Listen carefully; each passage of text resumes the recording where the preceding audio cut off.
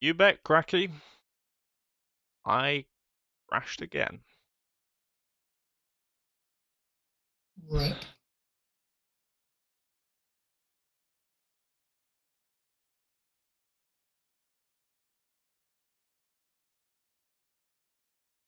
Oh, fucking shit.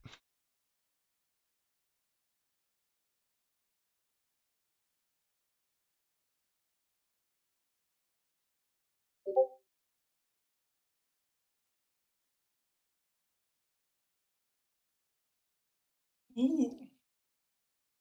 Oh, that's on your end, not my end.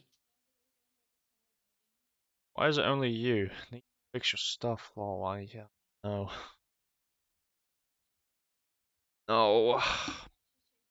Maybe I should just. I should get two PCs. You know what? I need to get two PCs. And then I can have a streaming PC with my current power supply in it. And then I can have a gaming PC where I'll just move all of my fucking really high-end components like my 5800X, my X570 motherboard, my 2 TB NVMe, 7 GB per second SSD, and just that be my gaming PC. And then hopefully when the 40 series RTX 40 series comes out, buy a 40 series graphics card. By that time, a bit of gosh saved up. Pointing two PCs. One of them will be a dedicated gaming PC. The other one will be a dedicated streaming PC. That's the point. So instead of because streaming uses a lot of fucking resources. It uses a whole lot of RAM and it uses a lot of like CPU and GPU usage. What streamer does that? A lot of streamers do it. Um, a lot of streamers use multiple PCs uh, because the amount of resources that you need just to be able to stream it's pretty retarded. Take for example right now, in just using my chatting screen, but I'm not even running any games right now. Just using my chatting screen, running OBS. OBS is using 10% of my CPU, 2 gigs of RAM, and a quarter of my GPU. So 25% of my GPU. Um, Maybe you should get more RAM, Will. Maybe you should get like 32 gig like me. get more RAM. Could be the fact that I don't have enough RAM as well. That might be it. Well, so I've got loads of things to upgrade. I need, well, not upgrade, but I need more RAM. I need another 2 sticks of RAM. Well, that shouldn't be too Um, bad. I mean, RAM isn't too expensive well, I mean, I in the grand want scheme of for things. continuity's sake. You need the I same RAM you've already got. Yeah, I want the same RAM that I've got, which is not exactly cheap. It's like 300 quid per stick. What? I know actually. I think it's about 100 to 150 quid per stick actually, What the fuck? Why is it so expensive? because it's high end. Bruh. I paid 72 quid for both two sticks. What the um, fuck? and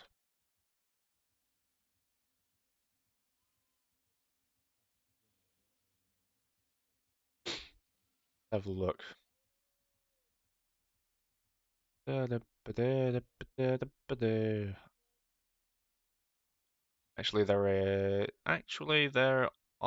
are like 90 quid each. My bad.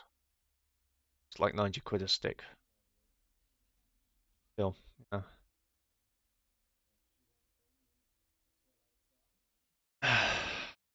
RAM makes basically no difference for gaming speed wise. Seems like a waste of money just a bit. I don't just game on this PC, I'm also a full stack developer as well, so I do a lot of programming. Um, so that requires a very beefy CPU and RAM sometimes. Um, but Yeah, I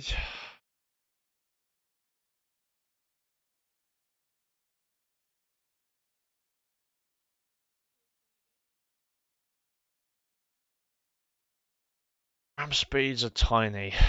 Well, look, it's not just about the fucking speed of the RAM.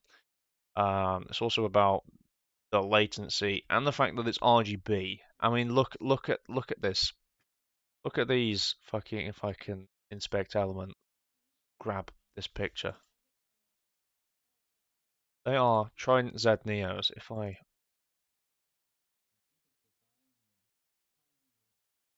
look at these beauties,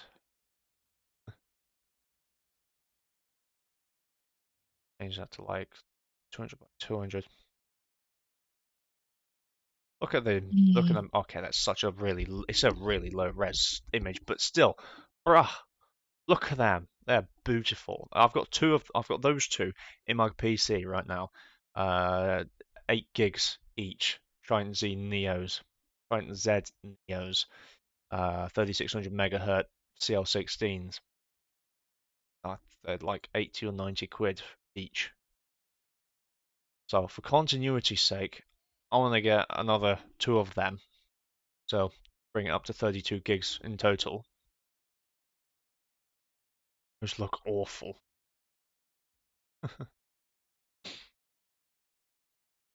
Yeah, I Yeah, think the Corsair dominated line look a lot cooler, but yeah, I'm not a big fan of the design. I mean, you're mainly paying for the RGB well when you buy RAM. Like Corsair, for example, you can get the same RAM. It's like 40, £35 less without RGB. I like the way that they fucking look. They look pretty dope. Well, that's fine. I mean, it doesn't really matter what anyone else thinks, does it? You know, it matters I like them. what you think. I like the Trident Z Neos. They are very nice.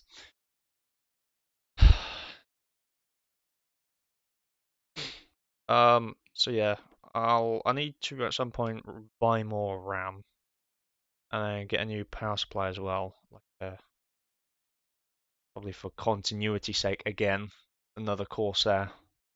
Like I I wouldn't. I will. I wouldn't I'm gonna go exactly for. trust Corsair with power supplies. I'd go with like EVGA or Cooler Master or a more reputable brand than Corsair when it comes to power supplies.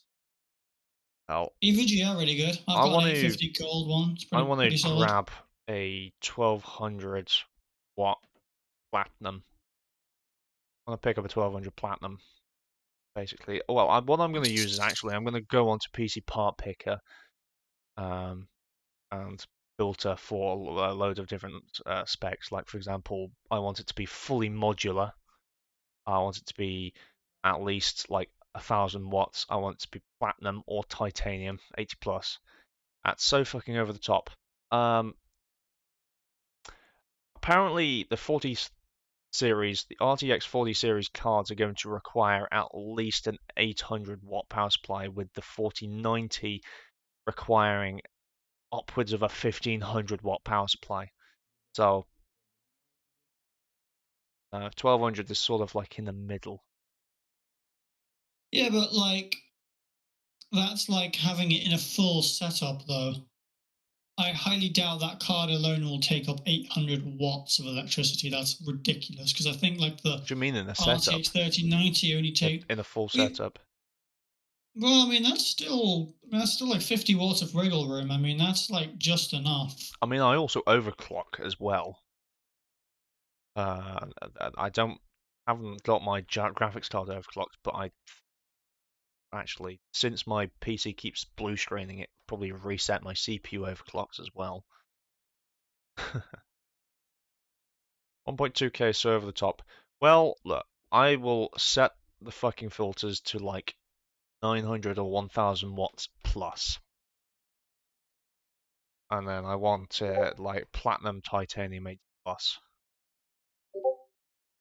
So I will just fucking browse through whatever comes up with those filters. Those are just rumors, yes. And this is just all basically speculation because I don't have that money. I'm not going to have that money for 3 months. I'm not going to be able to buy RAM this month nor next month. Not going to be able to buy that power supply until maybe next month. Well, you've a lot of I also your want to get a capital new is kind of case as well. I also just want to build a server.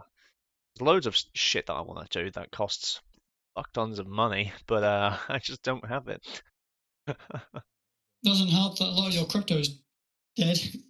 Yeah, but I've just been sat on my crypto. It's been doing nothing, and It's literally it's died. been doing nothing. I haven't done anything with it. It's just been I've been mining it, and that's it. It's been just been being dumped and paid into a crypto wallet somewhere in the ether. I'm not doing anything with it. I'm not trading it. I'm not buying other altcoins or converting it to USDC or Binance tokens or whatever. It's just been sat there for the last 9 to 12 months, just collecting Ethereum.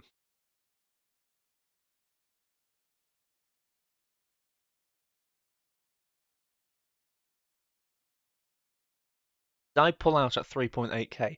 Ethereum never hit 3.8k, I swear. I think it went up to as high as like 3.6. I don't know. I remember Um, seeing it close to 3.8k. To be fair, I don't know if it hit I can't 3.8 though. remember, to be fair. But Let me fact check you, John. I can go on yeah, crypto.com right now and check John, the 3 month um, graph. I've got I've just got over two. I've got just over 2.6 Ethereum, which all of that I've just mined. Well, the majority of that I've just mined. Um, and I've still got 2.6 Ethereum. I had 2.6. I had 2.5 Ethereum last month. I get a payout every 3 weeks or so, and it's been 3 weeks later, and Ethereum has dropped by pretty much 50%, and I've still got 2.6 Ethereum. So, eh, no, I've been sat on my crypto, and I didn't pull out anything. I sat on 10 Ethereum. Fucking hell, your bank hurts. Fucking hell, John. Jesus Christ. Let me have a look That at the that's what, last. like fucking you went from what, £38,000, and now it's sat at like 18, 17, 18 grand now. That's Okay, no, Ethereum hit 3.7 on November 15th at 10 p.m. for uh, 3 minutes and then went back down again. should have sold on my So mum's birthday, which was the 14th. that was the peak before we've reached the 3 month dip because Ethereum has been. Well, if you send. But do you want to send the picture? Yeah, You're I'm going to about send to the picture send a into. picture. I'll send the picture to you, and you can show. Do you want me to send you the 6 month or the 3 month? 3 month. Eh, Let's have whatever. a. I do not mind. I do 3 not months. mind. No, I don't. I do not mind. Charming Dar. Who the fuck is Floyd Coin? Oh, That's me. you, isn't it? Hello. Oh god, what is that Among Us Floyd NFC in chat? What the fuck are these?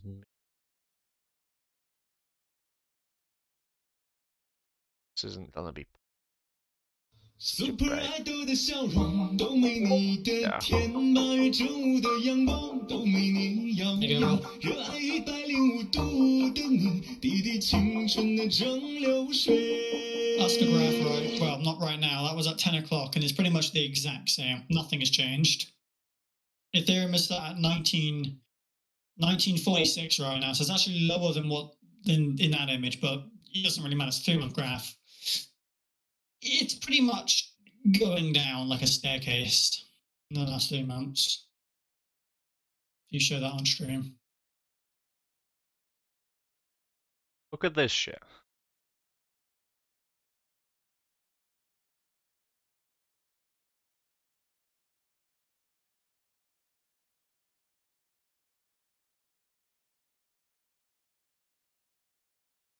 That is Bad.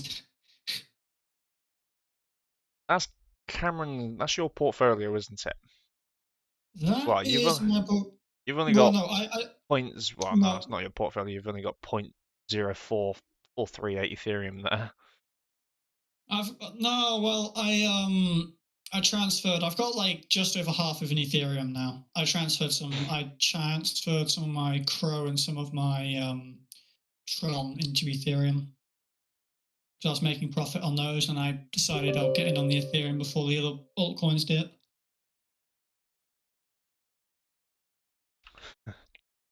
But as you can all It's really see, bad. Yes, yes, Cracky, and Bloke, and Beppy, and anyone else that's here. That is pain. That is going from. You see that point right there? That's 3,700. That's 3,761. Where it is right now? That's like almost fucking 1,600. That's less than halved. It's less than half the fucking price that it was just under 3 months ago. It's this much fucking. Yeah, aim my fingers. There we go. This much fucking change in the graph. More than fucking halved. My portfolio.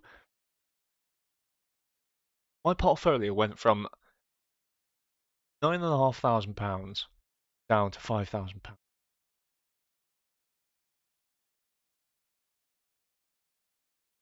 And I checked that this morning. But I mean that's what happens when you just fucking sit on your assets and do nothing with them. No. You have to basically just suffer the consequences of your own, well, actions or lack of actions in my case. you I went could, from I had, 38k to 15k. John! Oh no, I feel so bad for you, man. Holy fucking shit. hell, it's almost thirds.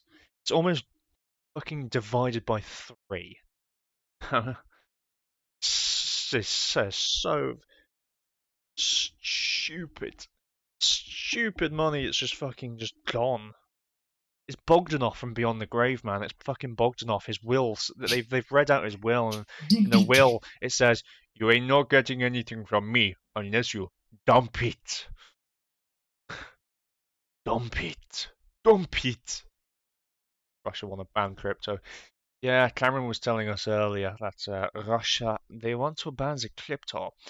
Um, yes, as Bloke says, it was just a suggestion. They haven't actually gone through with it. They were doing talks about wanting to ban it. And to be fair, I would understand that because Russia, China, I think they'd have sort of similar sort of views about crypto. Now they want to control the people. You know, they don't like they like privacy, but they like privacy from the They like privacy among the government, not among the people. It's fine having the government be a secret and all that la di da, but you know, as soon as the people start being able to think their own minds and be able to say whatever they want to without being punished for whatever reason, then you've got an issue. And crypto is helping that because it's basically just fucking encryption. Like it's basically untraceable. You can't trace crypto, or at least not very easily, at least. Um, so yeah, understandably, Russia are not particularly happy about that, as are not No. China. Got a bit of chat to read out, well, fucking hell. Yeah. If they do, it'll tank further. If they ban it, Ethereum is predicted to hit 900 quid a coin. it wouldn't be the first time that Ethereum's hit 900 quid. In fact, actually, I think it was like this time last year, Ethereum was sat at like, I think it was 700 quid. That was basically Jesus. before the I like wish. crypto I boom. wish. I fucking wish I went in at 700. Fuck me. I could buy like a coin and a half right now with all of my money in both my portfolios. Oh. Bruh, you could buy a coin and a half. I could buy. Okay, you've got a fucking job, and I haven't even had a paycheck yet. I've only just got my job, so calm down. I could buy. How Also, much could I buy? Let's bring out the calculator. How much is Ethereum worth? Ethereum is worth. What is Ethereum worth? 1900? 1968. Oh, 2.64 times 1900 divided by 700. I could buy 7 Ethereum. That would be nice. Fucking John Beppy. John Beppy here. The lads. He could buy, fuck me.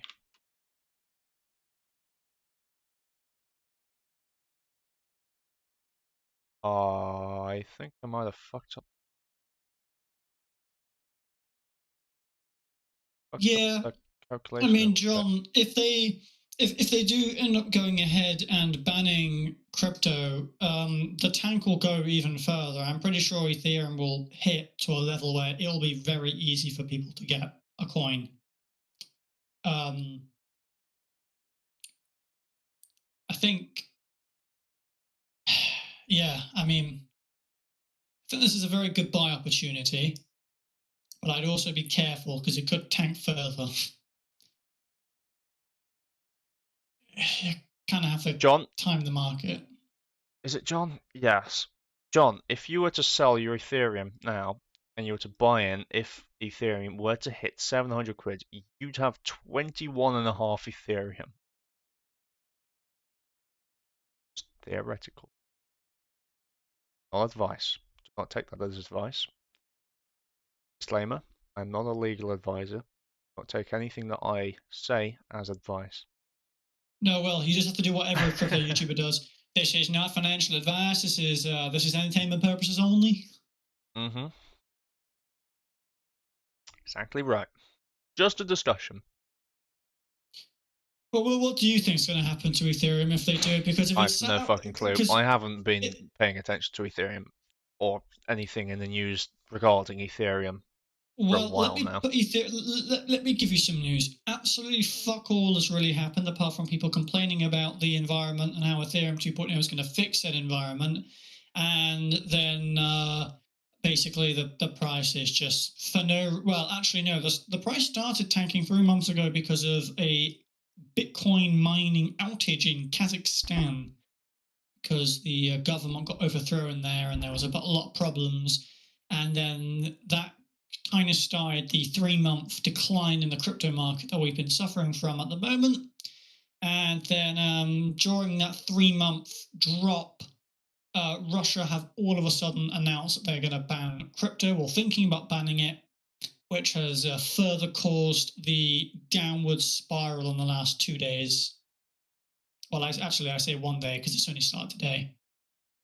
So there you go. I filled you in on the news. And if John and Will and everyone else who has way more Ethereum than me, if you guys all have way more Ethereum than me, Oh, it's not cheers financial to that, advice. John. Fuck selling. It's not financial advice, but I do think that if it's already broken below 2K, and by the way, 2.2K was very low quite a while ago, and now it's at 1900, which is fucking ridiculously low. I personally think if they go ahead and ban it, I think crypto will go down even more. I predict with the YouTube videos and some of the crypto YouTubers that I follow, most of them say that Ethereum could go as low as 900 to 1.2K, between that, in which at that point Ethereum would be ridiculously cheap. as in like, you know, like if you don't buy an Ethereum at that price, you're a fucking idiot. I don't mean to be that guy, Oh but fuck, fucking Ethereum trolling. is fucking huge, and because of how big Ethereum is, I'm fairly certain that buying in at such a low price will provide a profit in the long run. In the long run, yeah. I'm fairly certain Ethereum will go back up to its price because if you look at its 6-month graph, it has had many. It actually did a very similar thing. Will, I'm going to send you the 6-month graph for you to put on stream for you to look at real quick. You know what I might do? I might not panic sell because I'm not panicking, but I might just convert the Ethereum that I have. Actually, I'm gonna first export all of So my show Ethereum, put this. it onto Binance. Show that real quick. I'm going to convert all of my Ethereum to US dollar coin because I reckon it's still going to go down.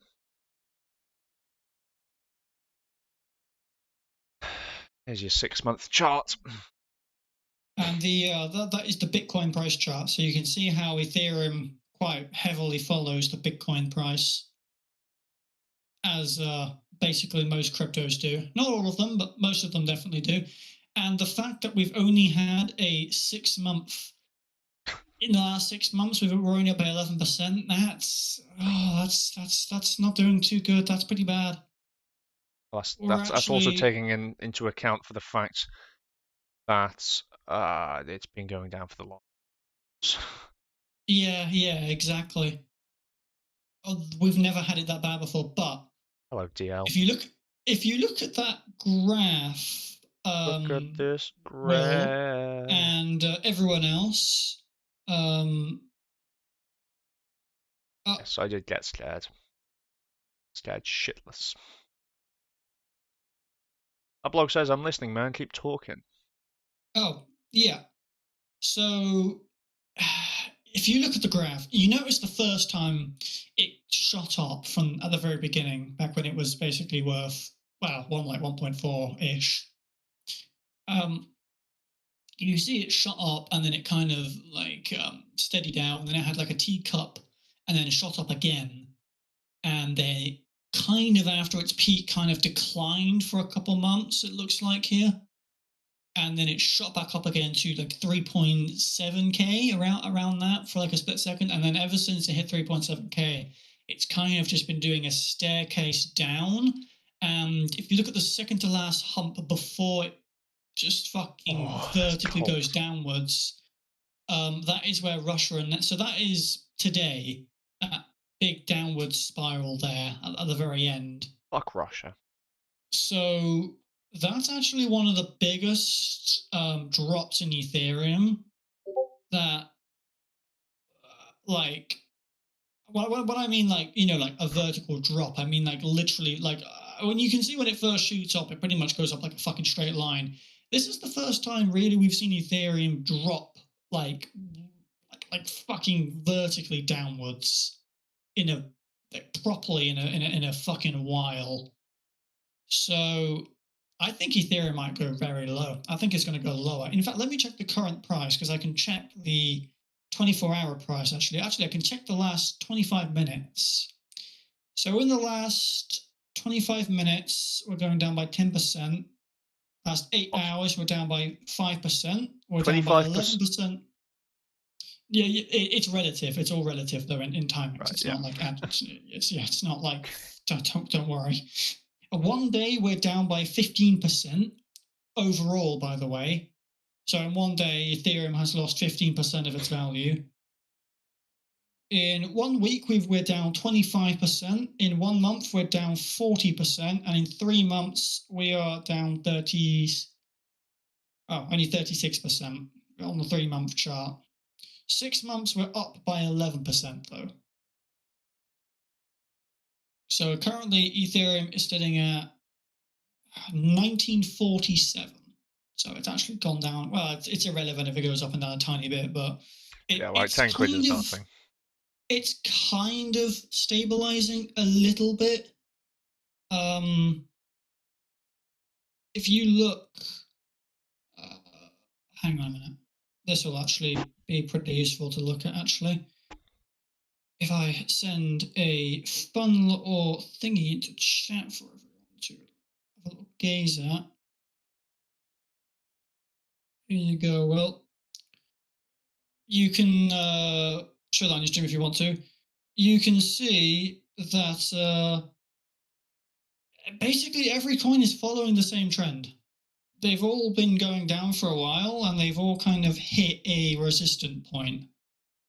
They're all kind of going back up or trying to go back up, as you can see. So Ethereum, Bitcoin actually has it the worst. Bitcoin, let's have a look at Bitcoin real quick. You don't need to show Bitcoin, I'll literally just talk everyone through it. So in the last one day, at the start of today, Bitcoin was worth 32,000, right? At the end of the day, Bitcoin is now worth 27,000. So Change of what? yeah, it's gone down by a lot. It's gone down by 15%.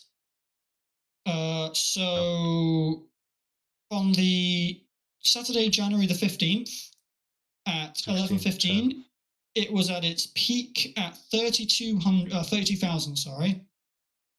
And at approximately January the 20th, it pretty much had a vertical drop going from within, from 32,000 all the way down to 27,000 in the matter of 48 hours. So in the last 2 days, this has all happened. You can fact check me if you want to, Will. The graphs, I think Coinbase has pretty reliable graphs as well. Yeah. But Bitcoin is down by 40% in the last 3 months. Fuck me, it's almost halved in the last 3 months. Jesus Christ. Ethereum's more than halved in the last 3 months. Ethereum's almost thirded. You know what's the worst about Bitcoin? Bitcoin is down by 6% in the last 6 months. As in, it's in the last 6 months, Bitcoin has made no progress. It's peaked and it's just been on a downward. What did Ethereum peak at? Ethereum peaked. Well, I mean, you're obviously not going to invest into Bitcoin because it's just, well, unless if you've got a serious amount of cash. It's too expensive. No, but the reason why I'm talking about Bitcoin's price is because basically every other cryptocurrency follows Bitcoin's price. If Bitcoin goes down, basically fucking everything else goes down. Because Bitcoin is going down, Ethereum is going down, Cardano is going down, but everything else is going down. So if we want everything to go back up again, we need the big daddy Bitcoin to go up. Because if Bitcoin keeps going down, I mean, look, you can see it right there on the image you have on your stream. Bitcoin is influenced by the fucking whales because there's no point investing into Bitcoin if you're going to invest less than like half a Bitcoin, because you're not going to look at very much change. You're not going to look at very much loss, but you're not going to look at very much profit either. Yeah, precisely. But at the end of the day is when people think of cryptocurrency, they think of Bitcoin. So if people see Bitcoin going down, they see it as all cryptocurrency going down. People panic, and it affects all. I mean, look, you can see on that graph. Every graph basically has the exact same pattern that Bitcoin has. Whatever Bitcoin does, Ethereum, Cardano will do. So if Bitcoin keeps dropping like it is, the rest of the coins are going to keep dropping. And if fucking Russia's going to ban crypto, that's going to fucking fuck a lot of miners over. It's going to fuck a lot of the crypto market over because Russia's huge. It's going to, I'm not sure what percentage of miners are in Russia. I feel like you would know that, Will, more than me because you're more into the mining sector of things. I think it's split between Russia and US. I think Russia and US are basically 50-50 in terms of how much mining they do. And then it's some weird countries like Kazakhstan and Turkmenistan and Finland, like cold places that are desolate, basically.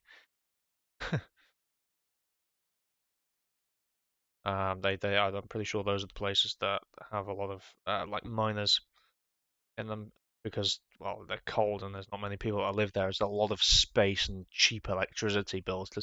Well, the best place to set up a mining farm is somewhere that is one cold, so you can overclock the fuck out of your machines, and you don't have to pay for like air conditioning or anything.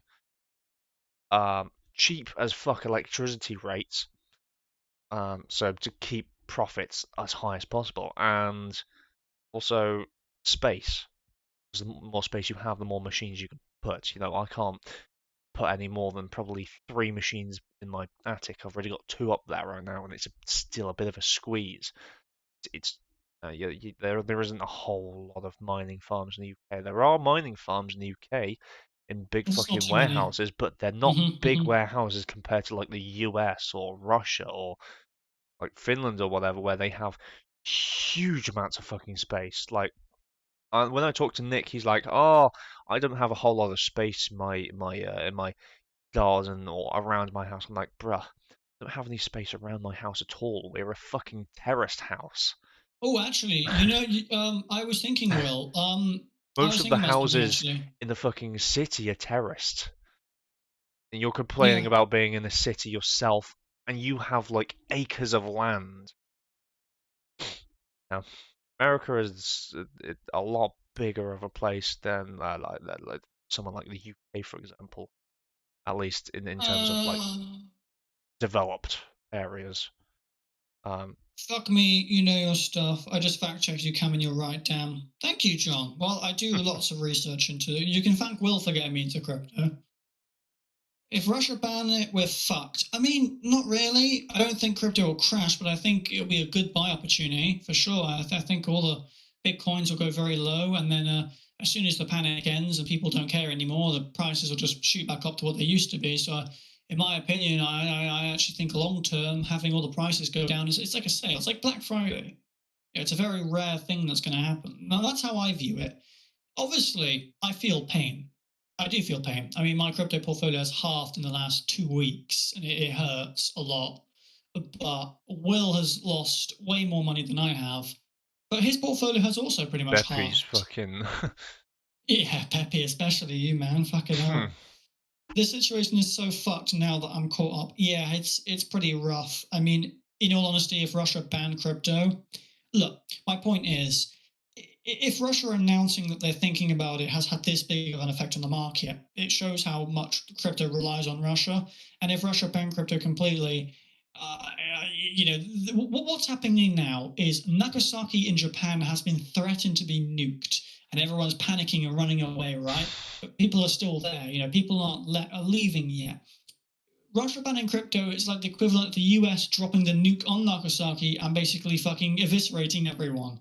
That's we're in the panic phase at the moment, not the nuclear phase. But if Russia does ban crypto, I think, I think if Will doesn't pull out of Ethereum and if I don't pull out some of my crypto to keep it safe when the prices do tank, I think we're all gonna lose a lot of money unless we and our financial advice is just it's just speculation. It's just my personal speculation on what I think might happen.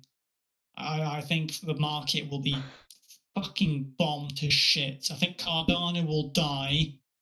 I don't think it'll recover because even during the peak altcoin season, Cardano continued to drop in price for no reason, despite being the most traded crypto out of all of them market wise. It's got the most active market, and yeah, it's Oh, so undervalued. fucking hell. I mean, think about it this way, John. Cardano went from being the third biggest crypto like 6 months ago to now being the sixth. Even Shiba, which was a meme coin, overtook Cardano at one point, which is quite sad. So I think Cardano is quite stagnant at this point. Cardano's had its heyday. It's Yeah, had I its think so. prime time TV. I think Cardano's kind of ran out of steam. The only reason, apparently, the reason why it had its big bump, I was talking to my dad about this earlier. Apparently, Cardano had its big bump is because there was a big NFT announcement, some sort of change that was going to introduce Yeah, they like NFTs or new because NFTs or something like that. That was yeah, the cause of the bump in Solana. Cardano. Yeah, as John Yeah, Beppe says, because Cardano Solana was and big Ethereum and because all of that. NFTs. Yeah. So the recent surge from 83 pence to £1.25 or £1.27, however high it went to like 1.2 something. That's all you need to know.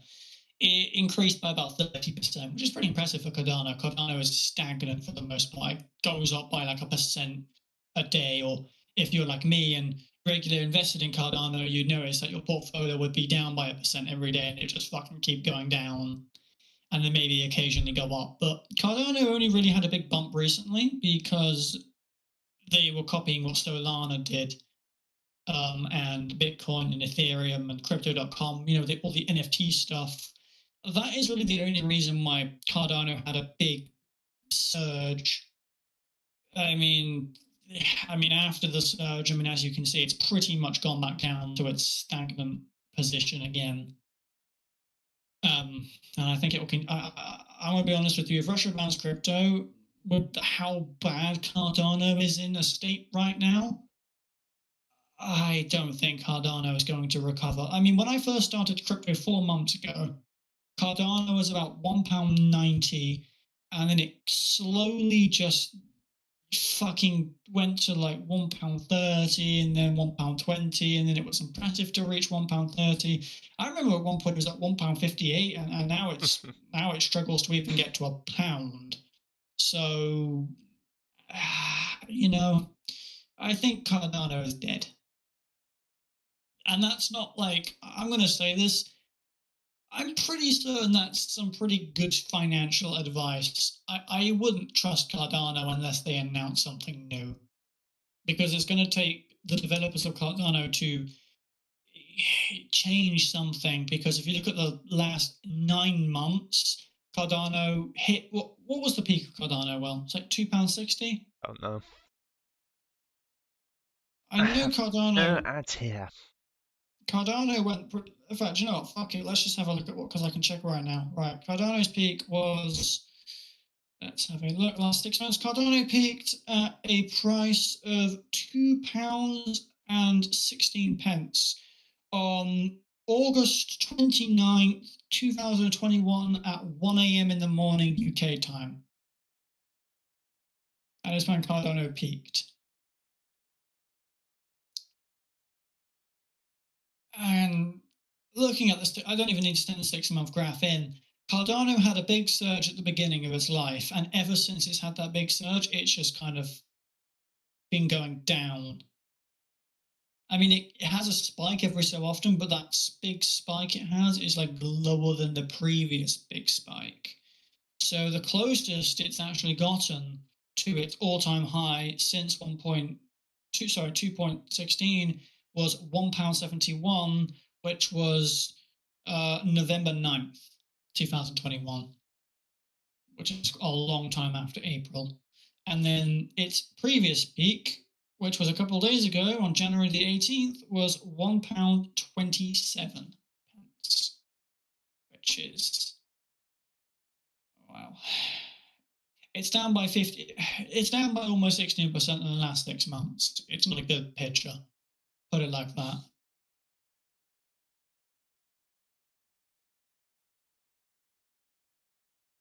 Yeah, I think Cardano is dead, bloke. It's dead.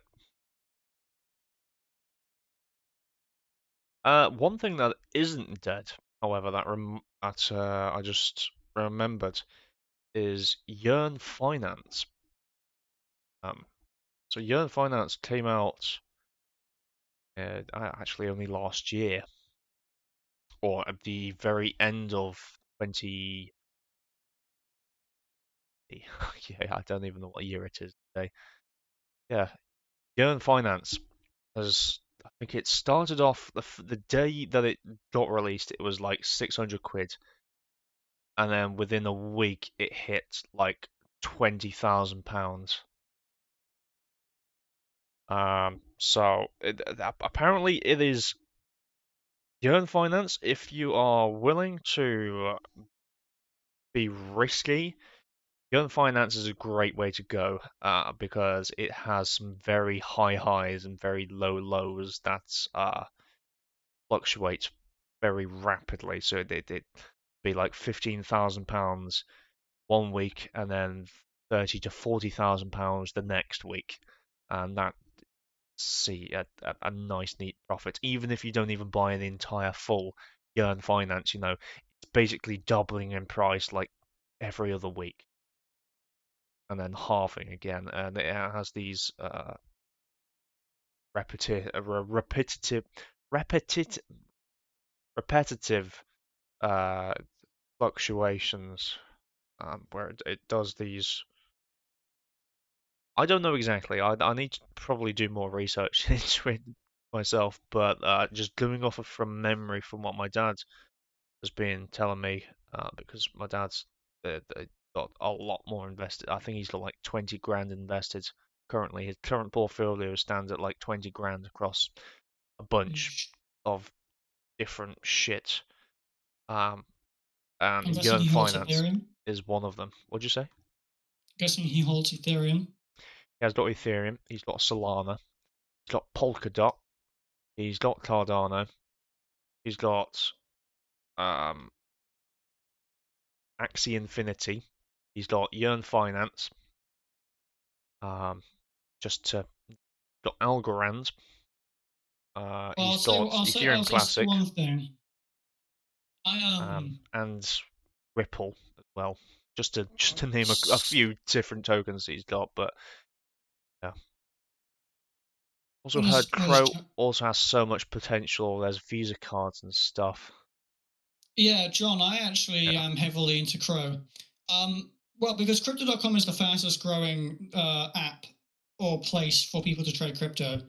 They've bought the Center Staple in the United States, which is the biggest. It's basically like where the world champion in the EU would be held for football. They are going on a huge campaign rally, and I think they're only at 6 million customers at the moment. And I believe their goal by the end of this year is to hit 400 million people. They're going on a huge fucking advertisement spree this year. And the fact that they're also promoting these like crypto cards as well, where the more Crow you hold or the longer you have a card, the more benefits you can get, to the point where you can get like 50% off on Spotify, Netflix, and Disney Plus subscriptions and stuff like that, and a bunch of other benefits that they have.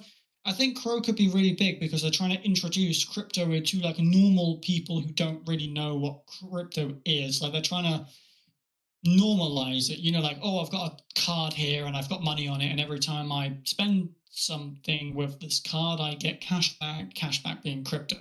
So at the moment, I only get 2% cash back, which isn't much. But the longer I have this card, I can go to 5%, 15%, 20%, and then obviously it rolls roundabouts. And the great thing is, because people who are using this card are getting cash back, it means that the amount of Crow is constantly increasing. So the volume goes up, so the price will constantly go up, which is pretty nice actually, because it means that just spending it helps the economy of the crypto, which is why I have a card, and I've got like 1.2k Crow. Crypto card. VVS Finance.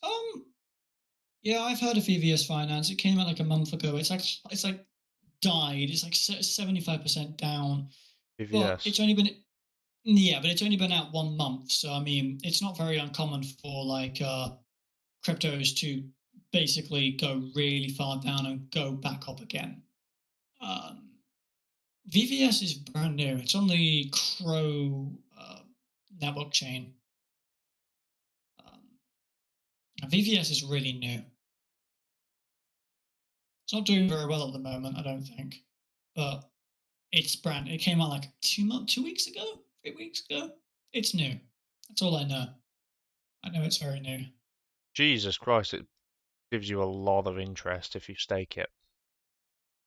Yeah, I know. I actually am staking it well. 174.37% APR Yeah, I know. on single VVS. Yeah, I'm actually staking VVS as we speak, Will. God, my monitor is so bright. I have 7 million VVS at the moment. Jesus Christ, it's worth. What is it worth? How much is it worth? It's not worth very much. Oh, cool. It's currently worth 0.0000002013. Fucking hell. But I wouldn't necessarily say. Well, you got to remember, it's not worth much at the moment. But I mean, it's new, so I'm just gonna stick with it. I didn't put very much more. 50,300 VVS per pound. Yeah. I didn't put very much into VVS, but I decided to stock up on some just in case it did something eventually. You never know.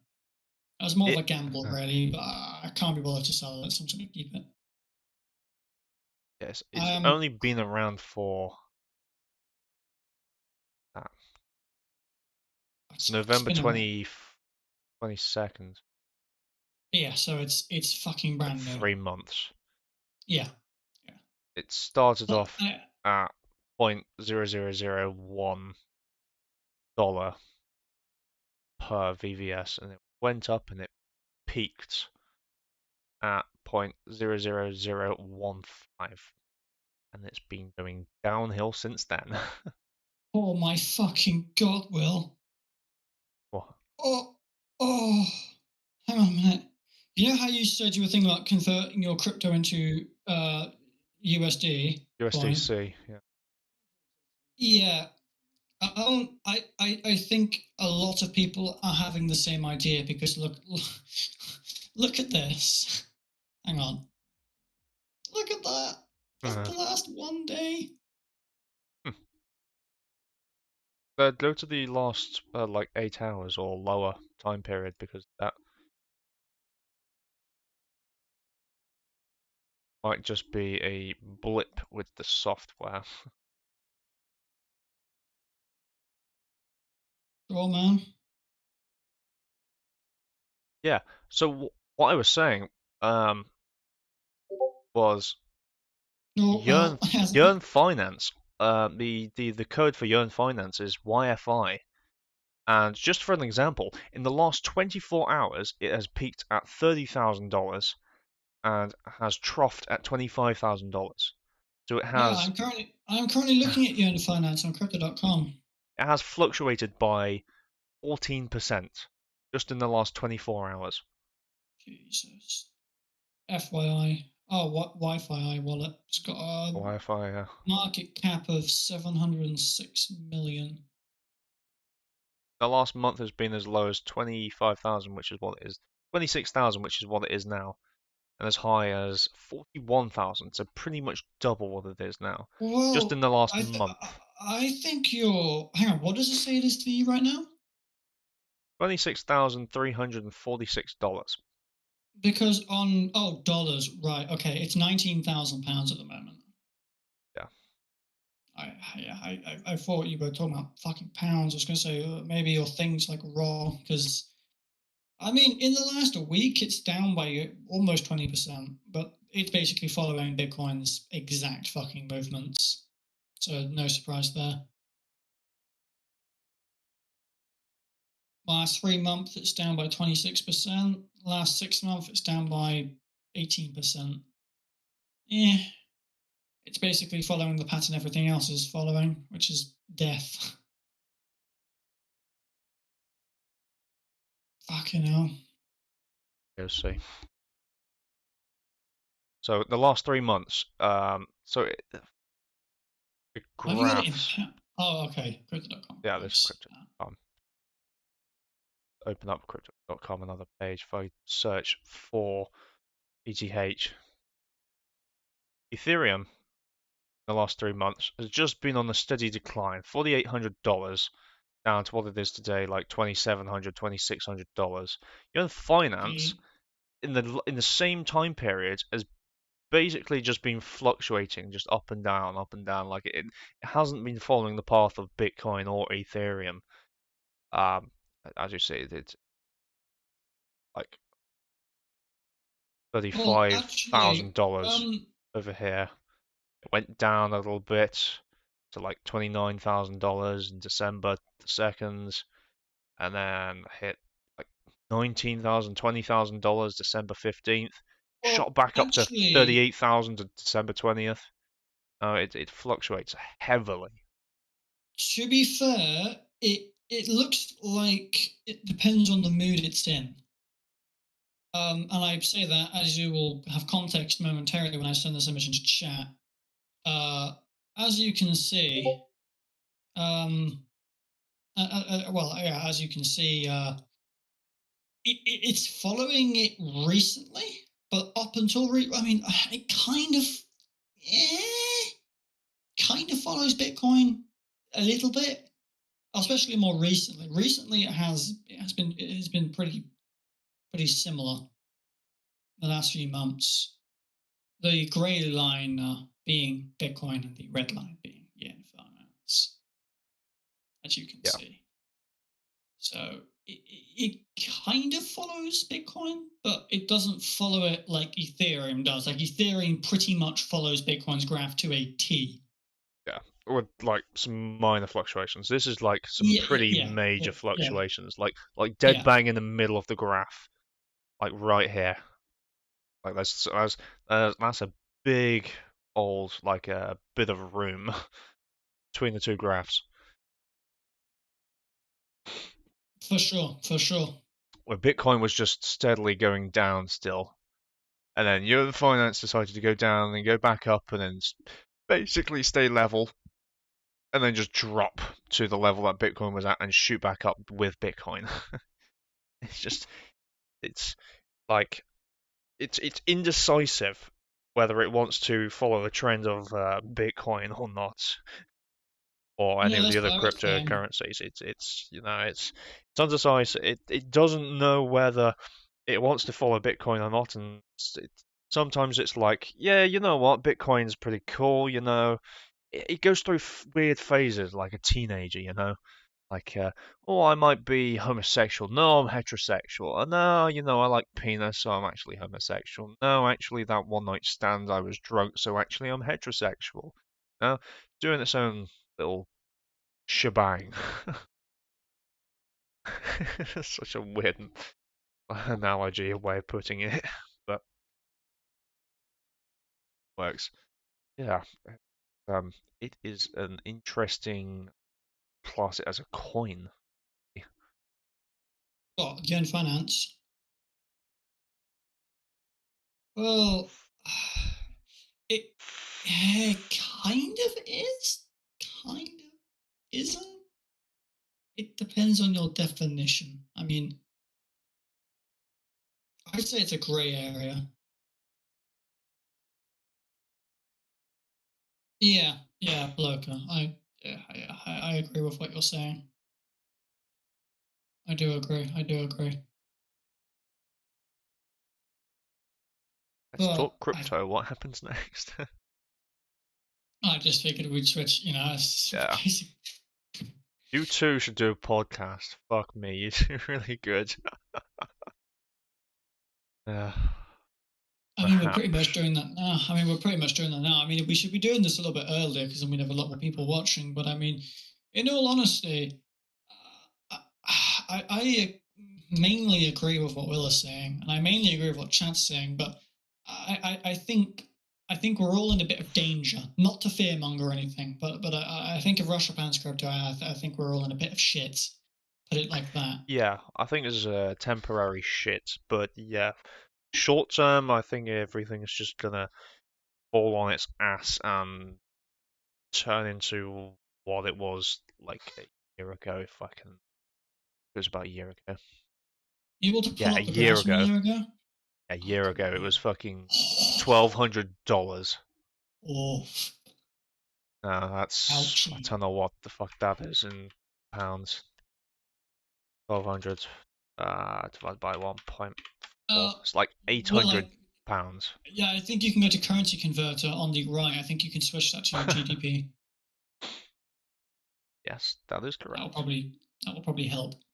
Oh, that's only updated. That's only for its current price. Oh shit. Oh well.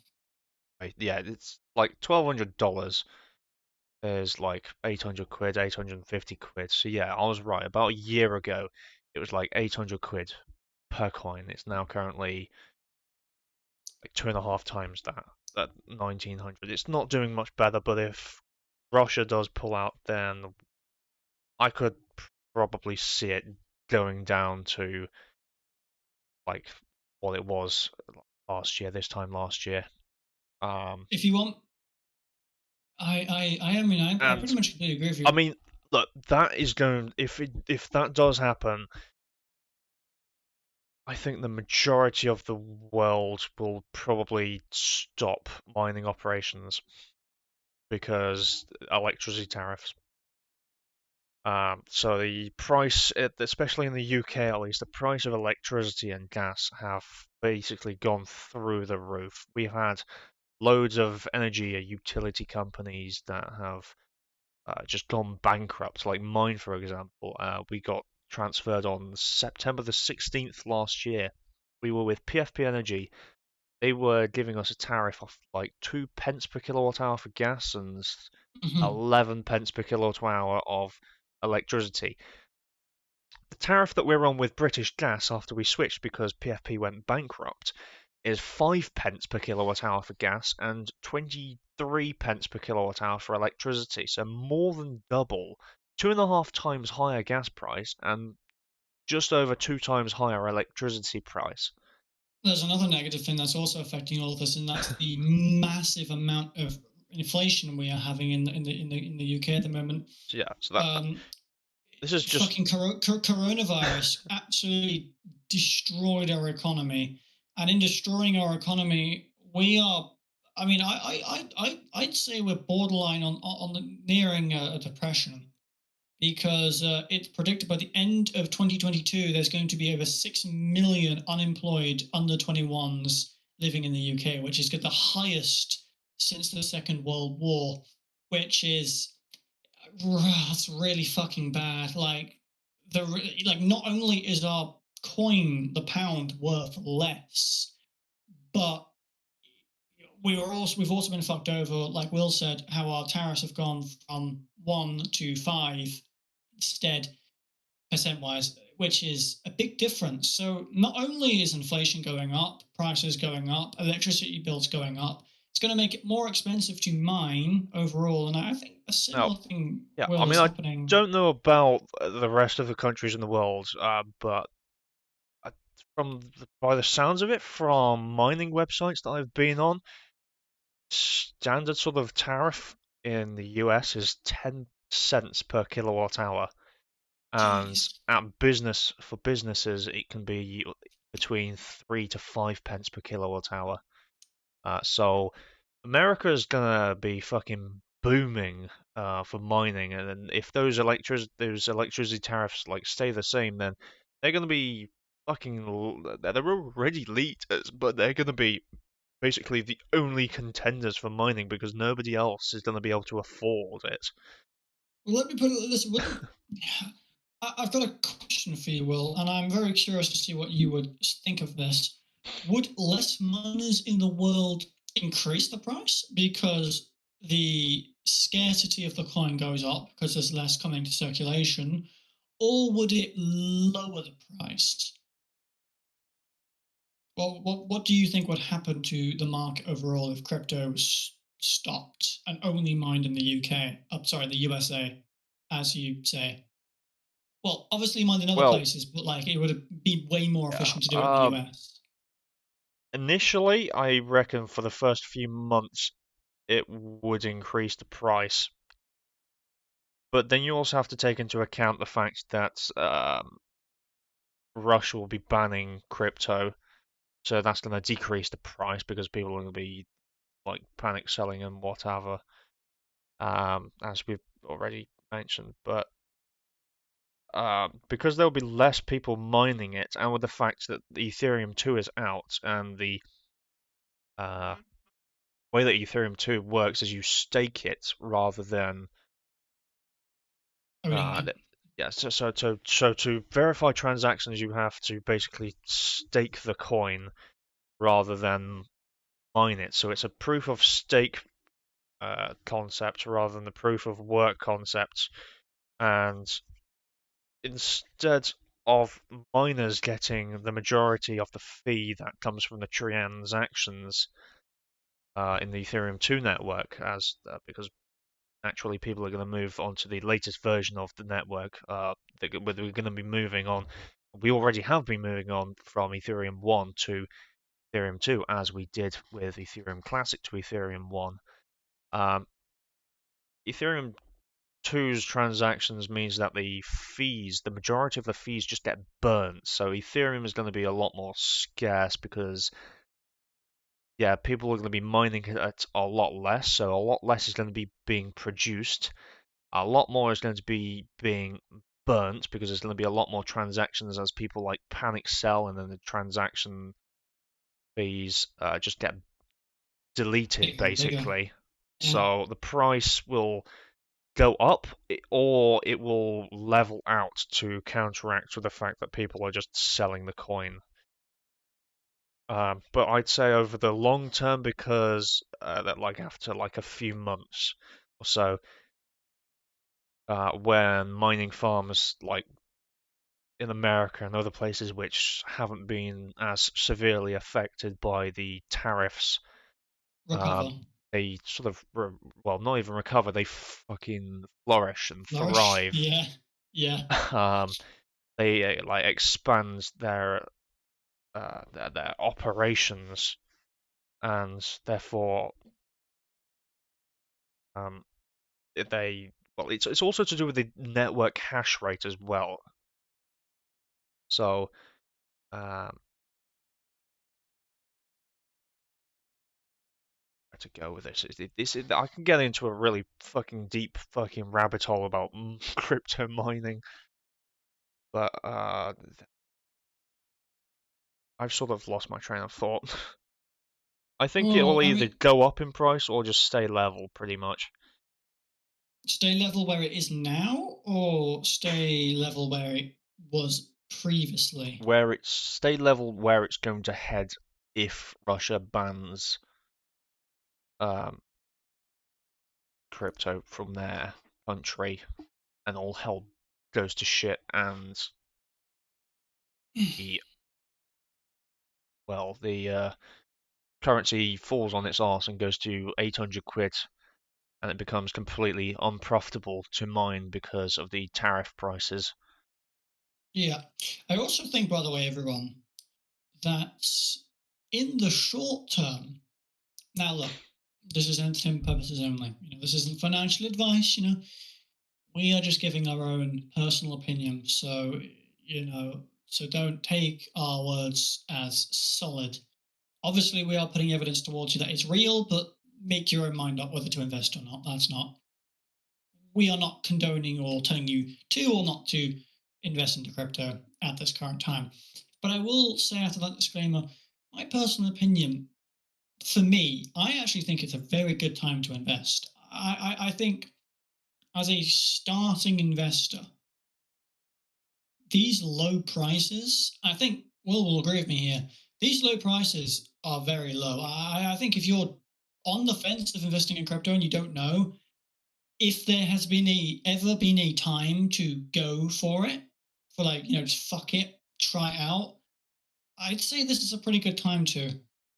May again, look, if Russia end up not banning it and it's all just kind of like a scare or something, because Russia's like, oh, maybe should we ban it, and they end up not banning it, prices go back up again.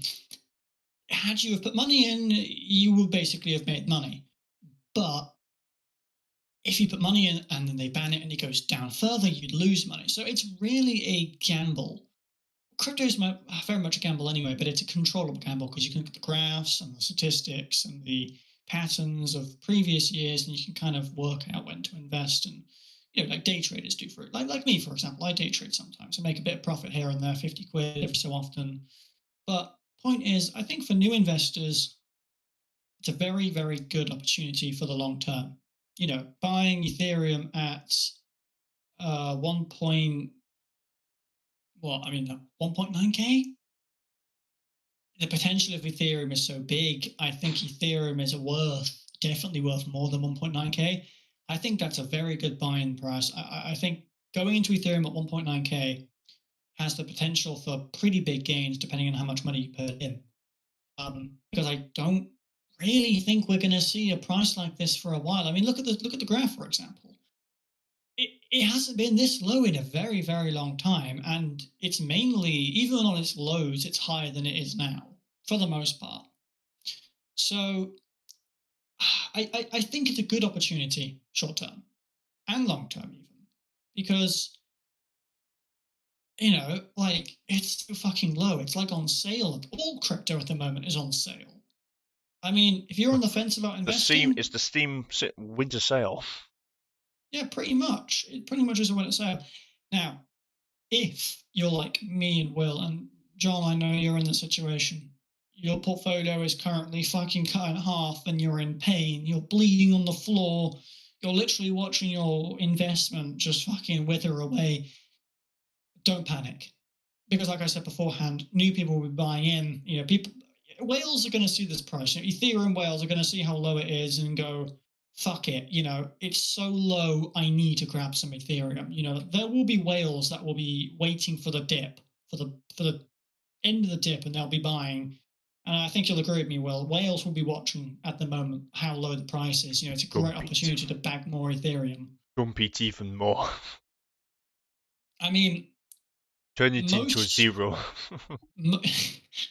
Do what I bargained off with, dude. No, but most of the droppings bargain. Yeah, well, I mean, fucking crypto is a bargain at the moment. I mean, Ethereum is so low. Fuck Bogdanov. We've got bargained off. He's like the man that makes the crypto go up instead of down. Yeah. Pump it. The point I was making was, for a new investor, it's a great opportunity for the long term. And because it's a great opportunity for the long term, and it will go up in the end, because I built Ethereum is not going to die here.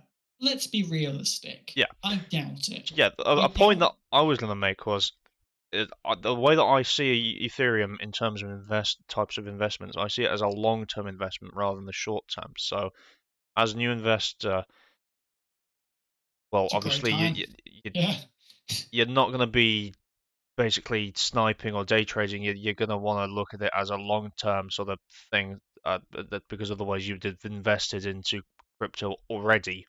You'd already know all about it. Long before now, hopefully. But it's a long-term thing, so you're not exactly going to lose a whole lot. It's just a waiting game. The Ethereum is such a big, as Cameron was saying, it's such a big thing, and it's not going to go away just like blam. It's not going to just disappear, go poof. It's gonna fucking stick around for a while, and it's a long train ride, but it's gonna get to the destination eventually. Yeah, I mean, look at the crypto analytics and all that, and the analysts and all that. They're all predicting 10K by the end of the year. Whether that's possible, that's completely up to what happens. I mean, I'm predicting at least 5K. So the great thing with Ethereum is, if you're already in, don't panic sell, keep your Ethereum. Because, as I say to the new people, buy in now, good price, it will go up. And if it goes up, everyone who's already holding Ethereum and you're bleeding out, don't worry. Because all the new people are going to be buying in, or the whales are going to buy back in, the price is going to go back up again. So, at the end of the day, when you buy crypto, you're not losing any money. None of us are actually losing money. We have the same amount of Ethereum we did when we bought initially. We still have 2.6. As you said, John, you have like 10 or whatever. I've got like half of an Ethereum. So like, we haven't lost anything really. You only really lose money if you panic sell. That is the only way you're going to lose money. Obviously, if you invest in a dead coin and it fucking tanks to the ground, like Squid Coin, for example, that scam that happened a few months back, then I'm sorry, but you made a big mistake. Learn from it. Don't do it again. But Ethereum, like Will said, and like I just said, is so big that I think at this point in time, investing in at this price is pretty much a guaranteed way of making money in the long term. And in the short term, it might drop even further if Russia ban it. Would you agree with me on that, Will? Yeah. I do. I think short term it's risky to go into, but I think short term, if you're new, you wouldn't even fucking you shouldn't even be looking short term, because the only people that should be looking short term in terms of short term Day traders. investments are people who are already experienced in this field. Like me and Will. I wouldn't even fucking do day trading. I don't even I do think it's too day risky. trading. I've been holding crypto for a year and a half, and I still don't. I'm still riding the bandwagon. As I said, I've got 2.64 Ethereum, and I've just been sat on it for fucking 9 to 12 months now. It's just been building up and accumulating from my mining rigs, and I've just been sat on it, just waiting for it to, I don't know, for a Take time that off. I felt right for me to sell it. I'm aiming. My eye is set on £5,000 per Ethereum. That is, if when it hits that, whenever that may or may not be, whenever that may be, I will probably start doing something with it. Bitcoin will eventually be where Bitcoin is now. Ethereum, yeah, Ethereum will eventually be where Bitcoin is. I Well, Bitcoin I will would say eventually hit that isn't 100k. far-fetched. I wouldn't say that is. I would not say that's far-fetched. Fairness. No, I wouldn't So, either. And in all honesty, if you're really looking towards having a good future in life, I honestly think, and I think you'll agree with me here, Will, you can get 2, 3, 4, or even 5 Ethereum and you hold it for a few years, I think eventually those 5 coins will be worth like 30, 40, 50 grand, just like Bitcoin is now. I think once Bitcoin hits 100 or something K and it's just fucking gone, Bitcoin is for rich people, really. I mean, unless you've got a lot of money, you can't really do much with Bitcoin. Well, okay, you can, but Bitcoin is so expensive that only really big money people can do it, oh shit, right? Bubba, holy shit! Thank you, Thanks for the Bubba. raid. Thank you for the raid, Thanks for Bubba. thanks for the raid of party of two. Just talking about crypto. We've turned the stream into a podcast. People Yeah. seem to like it. People seem to like it. I hope you had a good stream, Bubba. I hope you're doing good. Yeah, hope you had a good stream, Bubba. Don't have any But I yeah, don't have any sound alerts or anything on. it's like I said. I think eventually Ethereum will be where Bitcoin is now. And if you have 5 Bitcoin where it is now, can you do the maths for me? Well, what is like 27? Okay. Let's not do 27K because that's a Bitcoin on its low. Let's do a Bitcoin on its average price, which is about 40K. Do 40K times 5. How much is that? 800,000. 800,000. No, it's So, not. let, 20,000. 200,000. okay. So let's put it like this. Let's say in the next few years you accumulate 5 Ethereum and you sit on it. I really do believe that eventually um, Ethereum will be in the same place that Bitcoin is in now when Bitcoin is at 100K. Because crypto isn't going to go away. In fact, I actually personally believe crypto will overtake physical currency because crypto inflation doesn't really affect crypto too much. You can't, like, stealing and robbing people. Crypto is, it's While quite it is difficult to possible, do. while it is sort of semi-possible, it's only really possible in like scams. You can't really hack into someone's like Count because it's so account. encrypted. It Well, takes a hundreds of wallet. years to fix, I mean, wouldn't you it? can hack into someone's software wallets, like if you're on Coinbase or Binance, but their fucking encryption is like stupidly like like good that it'd be really fucking difficult to.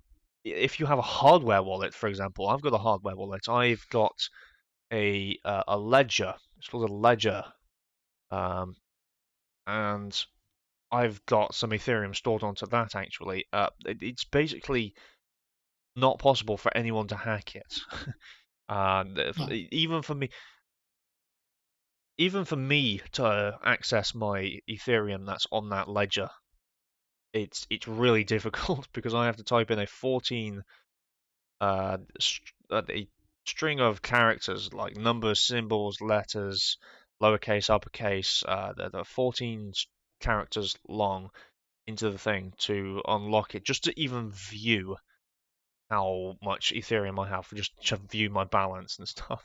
and then I've got like a bunch of like words that I have to type out. So I've got some software on my PC that I have to type out. I don't know how many words, but there's a bunch of um, like words that I have to type out if I want to make a transaction to or from the ledger.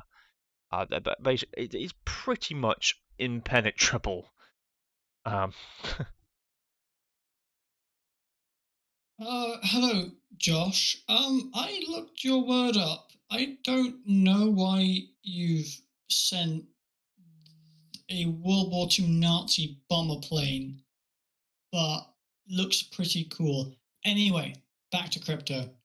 Um, so hey, this sounds weird, but can you go look this up? Hey, I know this yeah, sounds. well, Yeah. I've just done it. I've just done it. What It's a is the fucking what's World the War II. actual? Yeah, what's the? It's a bomber. It's the name of a German bomber plane. All right. What is there no like literal translation for it though, since it's I Zeug, have no idea. Sturzkampfflugzeug. Oh, You can never look at that if Flugzeug. you want. Flugzeug, I think is airplane. Sturz, Kampf, obviously is camp, like Mein Kampf. Yeah. Sturz, I have no So, idea what Sturz is. Henny, I agree with you. I think Bitcoin will be at 120k when Ethereum hits 30k. And at the end of the day, I think if you are a smart person and you stock up on Ethereum now and you sit on it long term like Will does and me, I think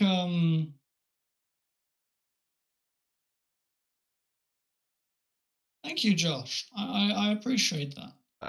Yeah, And Josh, I don't particularly want to get banned, you know. I've already had my account suspended for 7 days before, and I had a bit of an instance yesterday that involved a bit of a hate raid. So I'm a little bit wary of looking anything up or you know, anything that I don't already know what it is on stream. So you know, I don't want to get banned for bullshit, basically.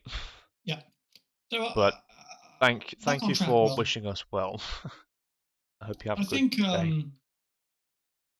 fuck me, I've said this like 7 times now because I keep getting taken off track. Sorry. But I think owning at least 5 Ethereum in the future will benefit all of us. I think if you hold 5 Ethereum and Ethereum goes to where Bitcoin is now, which isn't far fetched, having about a quarter of a mil from like a 5k investment, oh, well, okay, a bit more than a 5k investment, but it's not too much. Like, I think that's pretty worth it.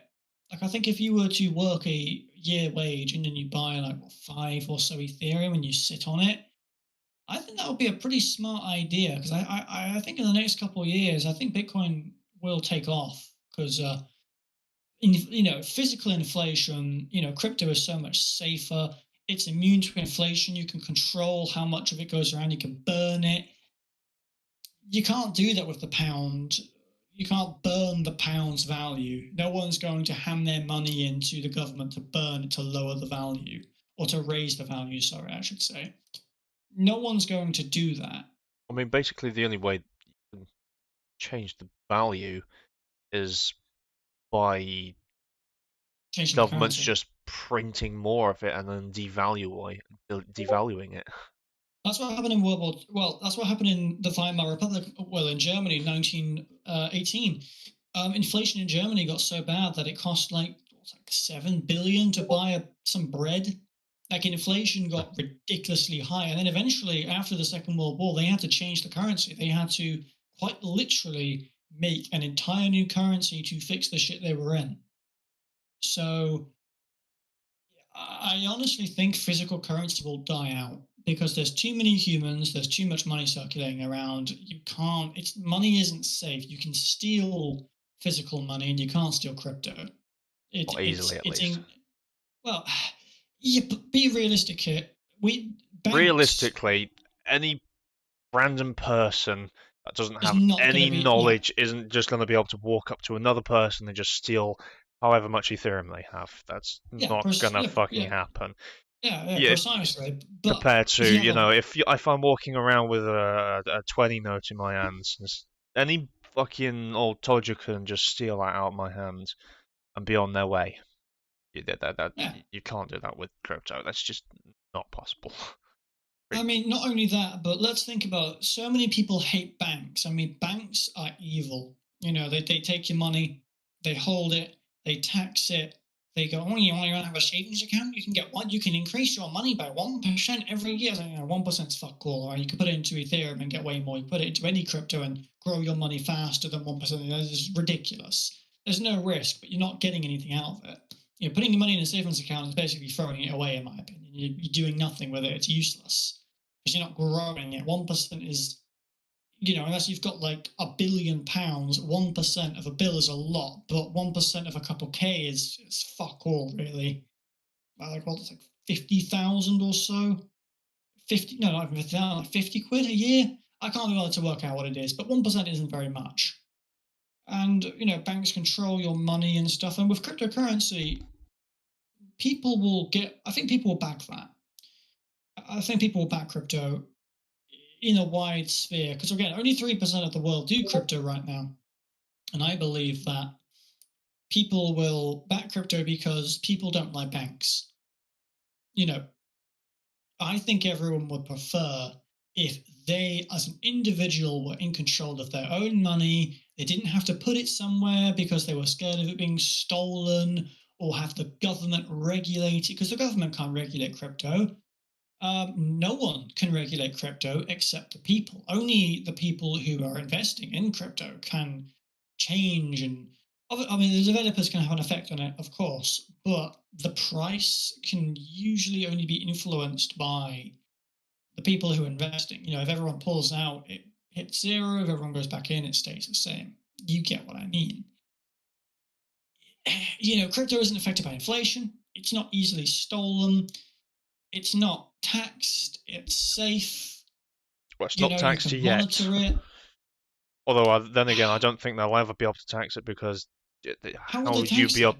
You wouldn't be able to know who owns what. Yeah, because No. it's encrypted. There's no way you'd be able to do that. They have to basically change all laws when it comes to economics and banking. You'd have to change the treasury. The laws of the treasury would have to be changed completely. There'd be a law like, okay, if you make a crypto account, it has to go through the government, blah, blah, blah. It would have to be the government's account that you can take money out of. That would be the only way they'd be able to control it, and that would require that would be a huge invasion of privacy. And I highly doubt anyone would vote for a government that wants to regulate crypto in that way in general. I don't think so. China.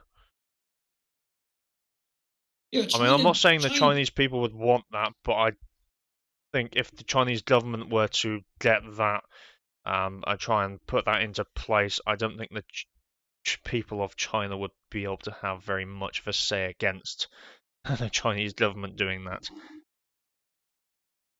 Tiananmen Square. I mean, look, China loves controlling people, right? China is the biggest manipulator and controller in the entire world. They're considered like the anime villain of the world. They're considered the big bad people that no one likes. The big evil people that are gonna do acid attacks and be spies and cause a war and stuff. When you think of China, you don't think of good things. You think of enslavement, death, dictatorship, communism, etc.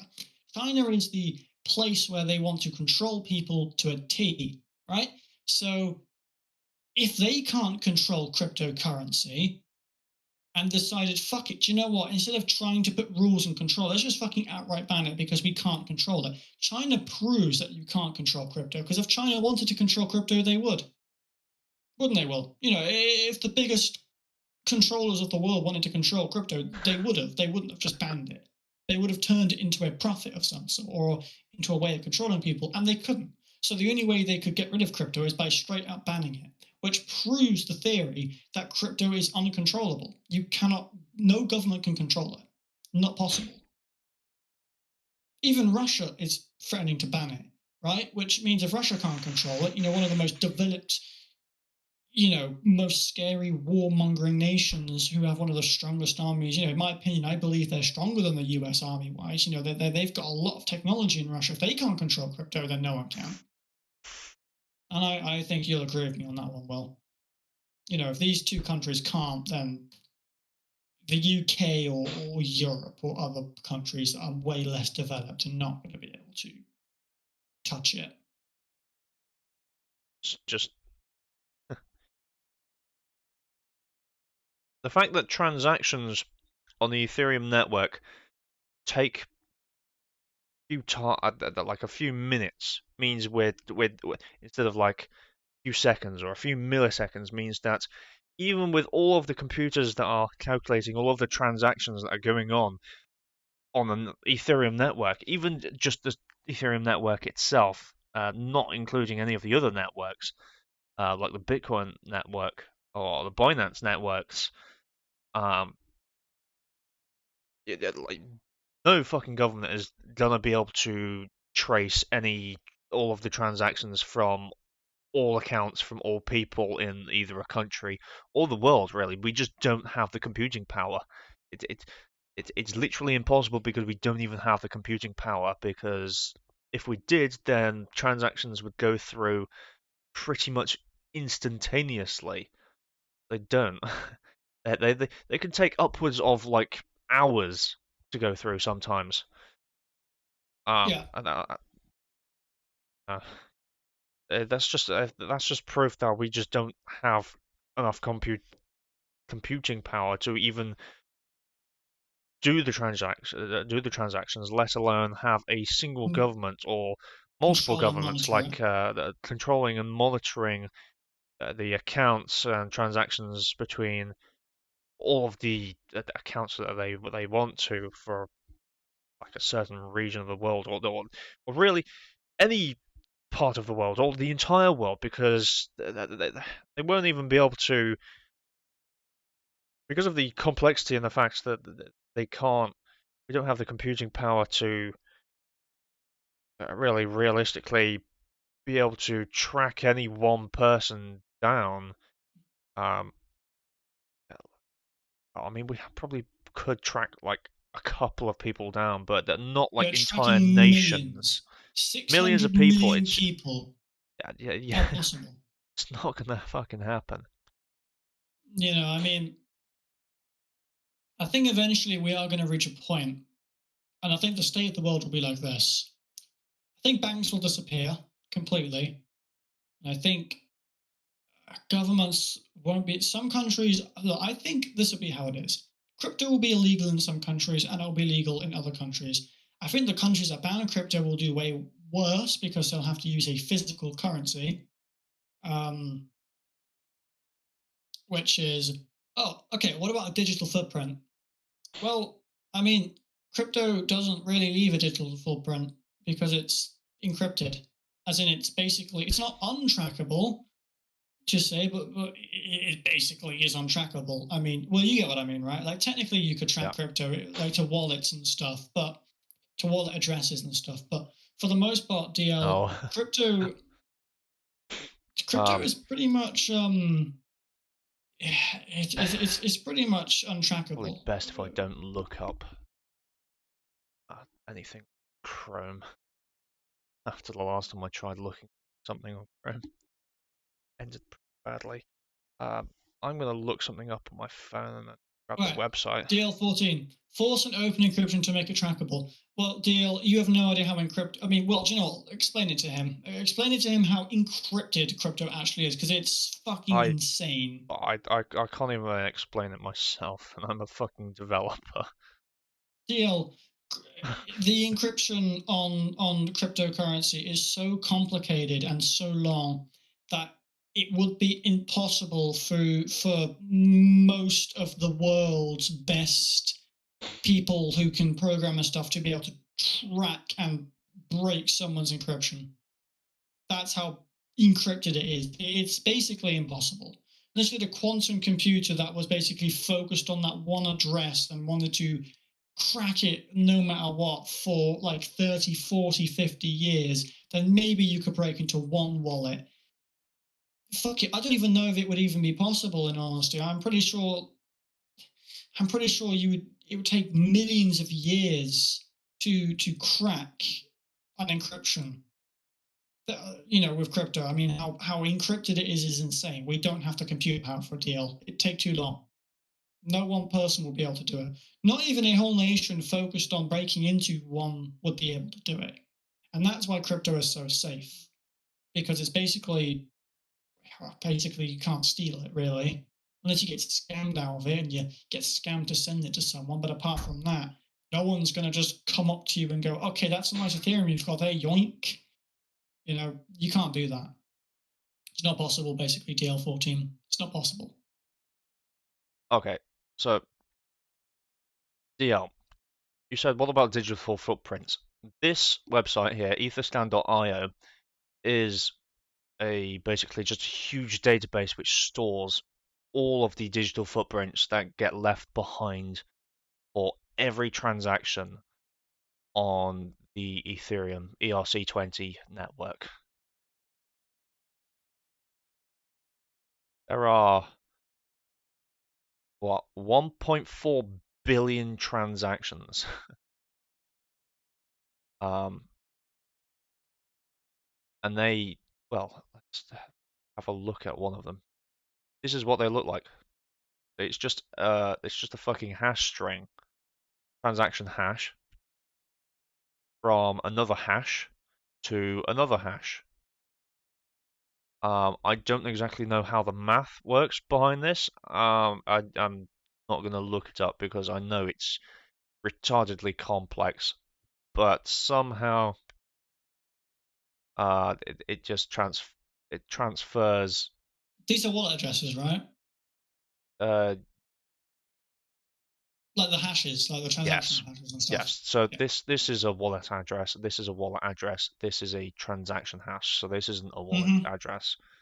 So first of all, you might notice that the wallet addresses actually look almost identical to the transaction hash itself.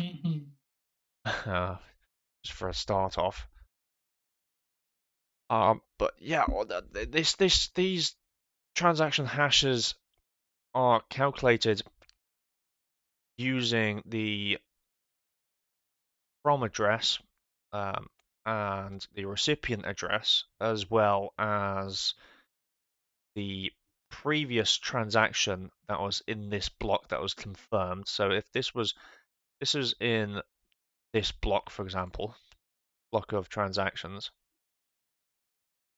which was mined by whatever this pool is. So let's say this is the second transaction to happen to be mined in this pool, in this block. This hash also takes into account, it does some maths with not only the from address, but the to address, but also the transaction address for the previous transaction. So for the transaction number 1 as well.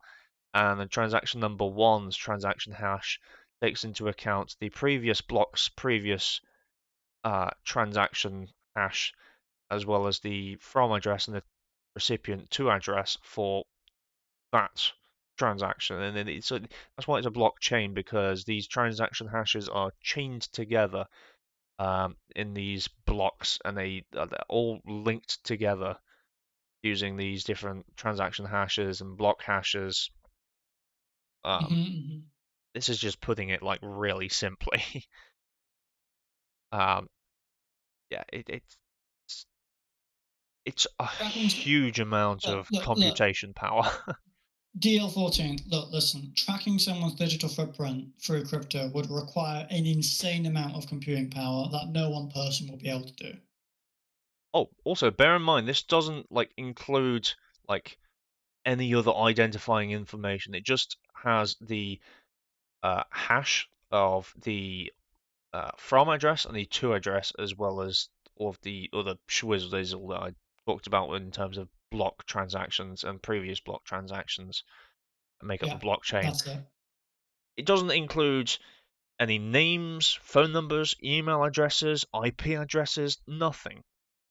That's it. That's all this is.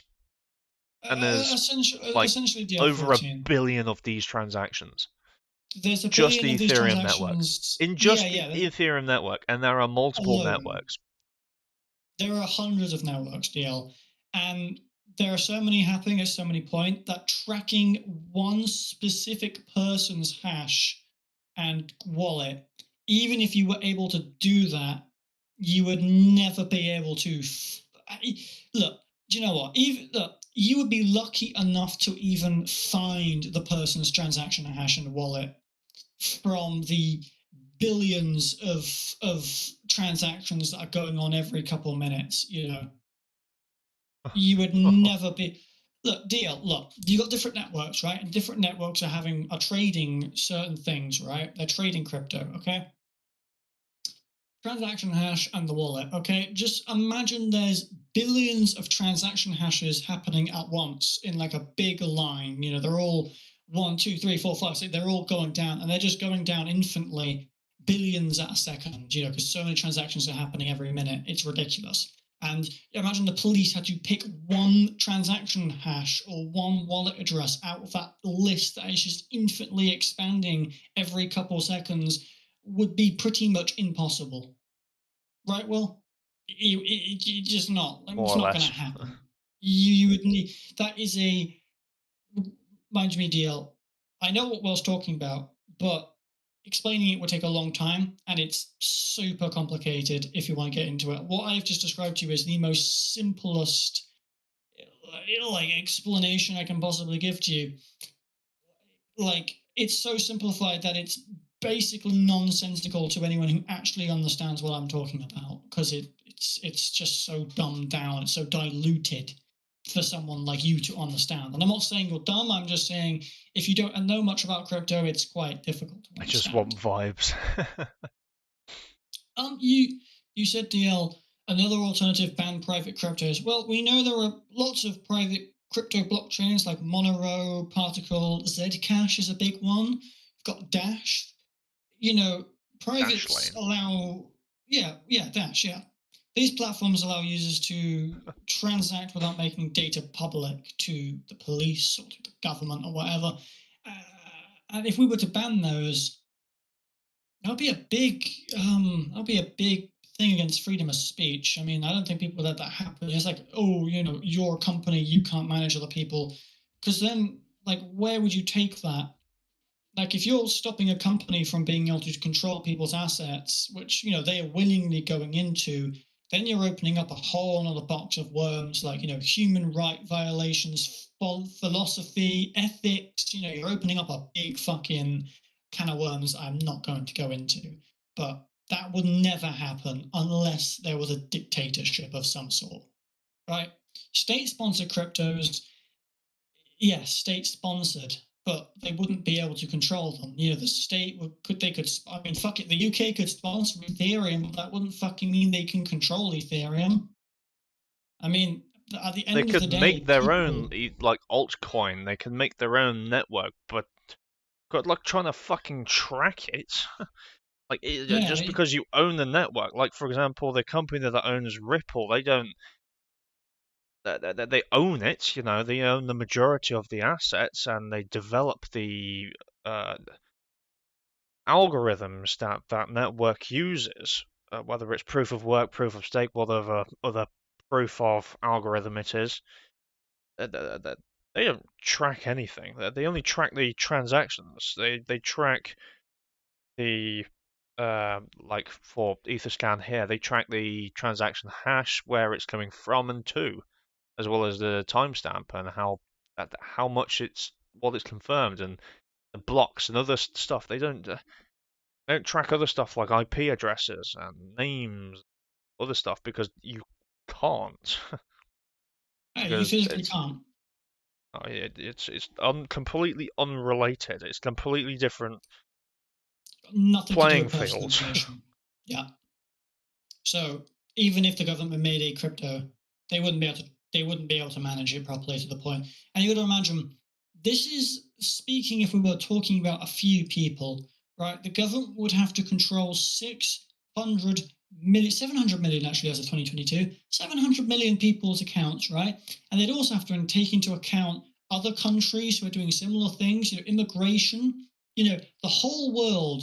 In order for the only way that they could ever make it work is if every nation decided to crack down and do a similar thing, and they all had the same crypto, and that even then it would be borderline impossible. But that was the only way they'd stand a chance to be able to do something like that. Because if every other country has a different crypto as a currency, then you've got to make them interchangeable. Can I convert this into this? How would that work? Do they run on the same network? It would be borderline impossible for the entire world to run off a government-driven crypto. It just would not work. It is not possible. Period. There's too much complicated. You'd have to basically restart the entirety of economics. You would have to restart the definition of a currency would have to be restarted. That is how overly complicated. Okay, if the world decided to do this tomorrow, every bit of money in the world would be worthless. Okay, and then what happens then? How are you going to give something value? Even if it is crypto, how is it going to be worth anything? If money is removed, crypto only has value because it can be turned into pounds at the moment. Obviously, you can buy Or things other with crypto. I but understand that. Yeah, I understand that. But if you were to remove money completely to turn the main currency of the world into a said cryptocurrency, it would be impossible because you'd have to literally reinvent an entire. For 7 billion people, you'd have to recreate the exact same economy that everyone agrees on, which would never happen. It's just too unrealistic. You've got communism, capitalism, you've got all these different ideologies, religions, people. It's ethics. It's not something I'm willing to go into on the stream because there's a crypto stream. But essentially, you'd have to replace the entire world's economy in the blink of an eye. And you've got to imagine. Basically, a good way of putting this is you can't have a currency which is decentralized among the entire globe, i.e., everybody uses the exact same currency, and everything changes to this one currency. Instead, you'd have to have it centralized. So every currency that's already existing would have to be linked to this one central currency. Like a that would be blockchain. which is exactly how it is. That's exactly how currencies work. Now they're basically centralized. Yeah. Kind of. And in order to do something like that, if you look at a specific currency, taking the pound for example, the pound is centralized, but so is the dollar. The dollar is centralized because the pound is centralized to basically the pound is the central server that taking for an analogy sake, and then all of the devices that are linking to the centralized server are all of the other currencies which aren't the pound. And the same goes for every other currency in the world. So you won't be able to just convert all of the devices on the network to the same currency. That means having to get rid of the pound, get rid of the dollar, get rid of the yen, turn them all into the exact same and who's going to care currency. If they remove the pound tomorrow and went, okay, this now has value instead of the pound, why would anyone listen? What gives this new crypto thing value? What can I use it for? How do they monitor it? How do I work out how much a loaf of bread costs? How would you, if you pay too much for a said item, how would they return it to you? It's so incredibly complicated. Throw ethics, different ideologies, people having different opinions, people opposing the crypto world changes. Throw all of that into a fucking pan, and you've got basically the word impossible. It just will never happen. Will can talk about the limitations through crypto, and I can talk about the limitations through philosophy and through people's opinions, because you put them together, it's never going to happen. Like, DL, if you know nothing about crypto, it's very easy to go, oh, yeah, but why can't everyone just, it can just be centralized very easily. This isn't a hit at you, DL. We're just trying to. Not at all. We're just trying to explain to you how what you are saying to someone who doesn't understand crypto makes perfect sense. Like, look, if I was to tell someone who didn't understand anything about crypto that a state-sponsored crypto could take over and be regulated, they'd go, okay, well, maybe that's possible. But if you know what you're talking about and you know what crypto is and how it works, you will understand how impossible such an idea is. It seems reasonable to someone who doesn't understand crypto, but to someone who does, it's just not happening.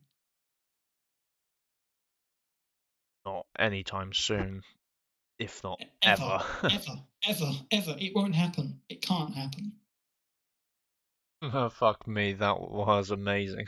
I'm glad you enjoyed it, Cracky.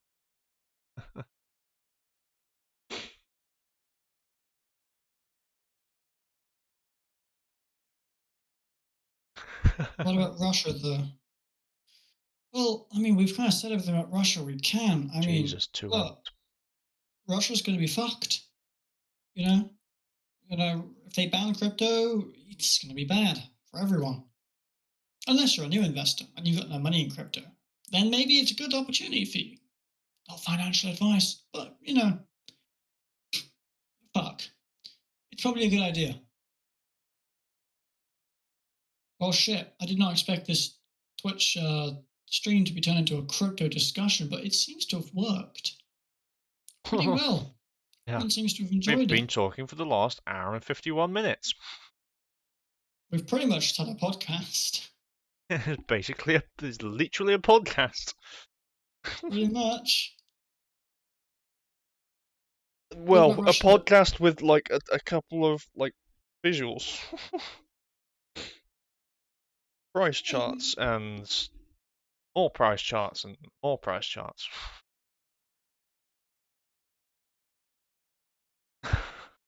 I mean, damn, I really enjoyed that.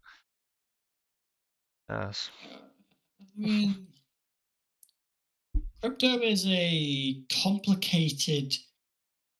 It's simple but complicated. Crypto only really gets complicated if you go really deep into it. Like if you're looking at, like if you ask me the question, what is a cryptocurrency and how does it work?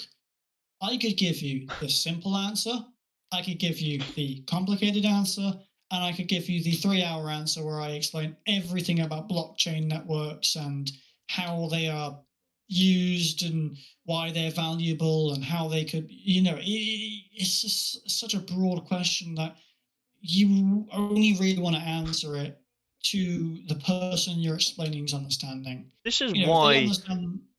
This is why. Hmm? I don't know what I'm saying. There should be. We should have like a PR team or something. Someone that could translate between our almost nonsensical technical aspects and translate them into What people can understand. what idiots can understand. Yeah, well, we're sat here talking about like hash fees and rates, and like people are sat there like, what the fuck are these two people talking about? And I'm like, like I just wish people could. I wish I could like just send the I information. mean, look, that honestly, I understand don't people's know brains. anything. I mean, some of the stuff that we've that talked about might not be like 100% true, It's all speculation, isn't but it? It's all just personal opinion and speculation. it's personal opinion. It's also partial fact from research that we've done ourselves, as well Mm-hmm. as like speculation, like what, like trying to piece things together, um, from what we've read already, and as what information you have. Like for example, me saying that the transaction hash is based on the previous transaction's hash. I don't know that, but I know it has something to do with the previous transaction. Mm-hmm. I don't know that for I don't know for a fact if it's the previous transaction's hash that gets involved into the current transaction's hash, but I know it is something to do with it's some sort of weird kind of maths fuckery that they do with the previous transactions, like transaction hash and its To a simple recipients and person's all that mind, stuff. it's It's so overly easier complicated to that just it's there's no point in even explaining it. That's how overly complicated it is. It's an equation and logic and other stuff like that that go all filter into it, which would just to a normal person who doesn't know what we're talking about would make fucking no sense. It might It not would be be like 100% talking. factually correct, but at least you can understand us to an extent. Yeah, it would be like trying to explain something like that would be like trying to speak to a different language to someone who doesn't speak said language. You know, it would be like wasting our time. So It's there's no like, point in really going over it. But I would assume that the 15 people in here right now know. 15.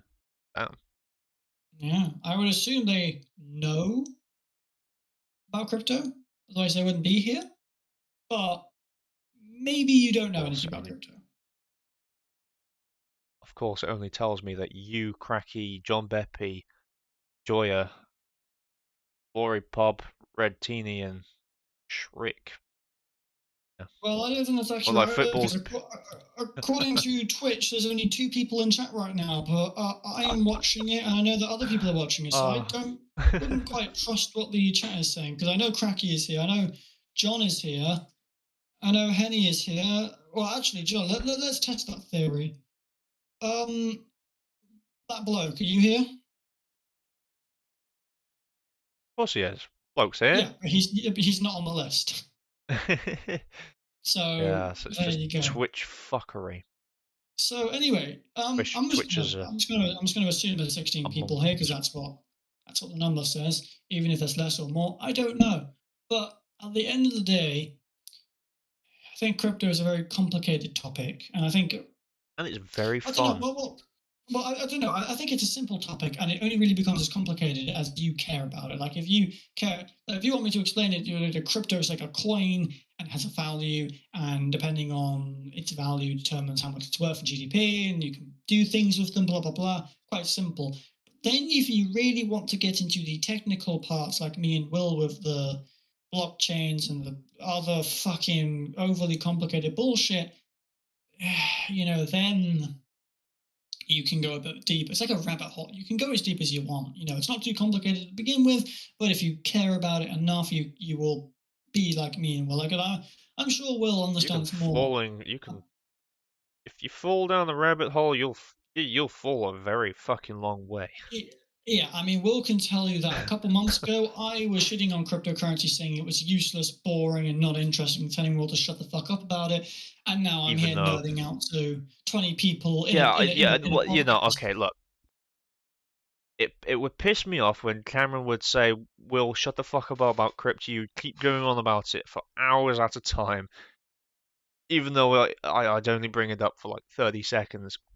And here's Cameron basically doing what he was telling me not to do. Pretty much. Yeah, pretty much. I think that's the definition of hypocrite, isn't it? Well, no, it would be no. Well, no, it would only be a hypocrite if I still held those opinions. I mean, I wouldn't say it's a hypocrite. I'd say I've changed my viewpoint. Because then you could call everyone in the world a hypocrite because everyone's had an opinion that they've had changed at some point. Like you hated Dark Souls 2 at the beginning, now you like it. So I hate FEMBOY maids. Yeah, so it looked like, disgusting. Does that make you a hypocrite? I mean, no. I think you just had your opinion changed on the game, and that's really it. You know, if you've played more of it and you like it now, that's all there is to it. It's like me with crypto. Look, let's take Tom. So, for everyone watching, I have a friend called Tom, and he's part of our group. You might hear him in stream sometime. Chubby, little ginger cunt. You know, sounds like he's 14 years old. Welsh. Exactly. He doesn't know anything about crypto, and I sat him down for like an hour, and I explained crypto to him, and now he wants to invest into Ethereum himself. You know, he went from someone who, I don't care about crypto, shut the fuck up, I don't care, to I want to invest. Same with Max. Same with any other person I've spoken to. Same with your parents? To me. Yeah, same with my parents as well. My dad didn't care about it. Now my dad is sitting on 7 Ethereum. So, yeah, that's how much my dad has at the moment. He bought in 2 days ago at 2.1. 2.1. It's not too bad, honestly. No. It's not. Yeah, okay, but 2.1 is fucking low for Ethereum, and if no one even predicted it would ever go below 2K again for a long time, let alone to 1.8 at one point today when I put another 300 quid into it. So, pretty insane. Point being, though, is that crypto spreads. People hate crypto until they understand it. I can atone for this because I am literally the definition of my own ideology. My ideology being hating crypto and then loving crypto now because I've had it explained to me. I am the definition of what I'm trying to preach to everyone else. If you sit down and understand crypto, you will enjoy it because who doesn't enjoy the idea of making lots of You money? know what? That same sort of like metaphor analogy that you just made about hating crypto and then now enjoying it now that you've got yourself into it, it you can relate it to so many different things. I mean, this is going to go off topic, but in Cotswold School, you'd have people, probably just any school really, but specifically, you'd have people like Lucy Blackwell Croney, take for example. She used to fucking rip into me so hard because I used to smoke weed when I was like fucking 14 or 15-year old, and now uh, I rarely smoke weed at all, and I'm 21 this year. She's a huge stoner. you know what she used to absolutely hate. She is now exactly what she used to hate. you know, it's so funny. There's so many people just like that are like so against the people that hated me in secondary school, and they probably still like reserve grudges against me for being a retard in primary and secondary school. I'm like, bruh, like you're doing exactly what I did, just fucking 10 years later, or the 5 to 10 years later, Yeah. bruh. Get over yourself. John says, I mean, you hated Dark Souls 2 at the start and didn't understand why people enjoyed it, and now you also enjoy Dark Souls 2. You pick less at the game now, and etc. I mean, yeah. I mean, you can clearly see Will likes the game more than he used to, because beforehand he barely wanted to fucking Yeah. play it. So yeah, you can relate exactly what you said, Cameron. That metaphor, analogy, whatever you call it, to so many things. That's basically a universal thing. That Yeah, but that's the problem, though. It's like any war that's happened in the world, if both leaders just sat down and talked to each other, the war would never need to happen. It's you can say about anything. Like someone that people usually hate things because they don't understand them. That's the point. I mean, okay, not always.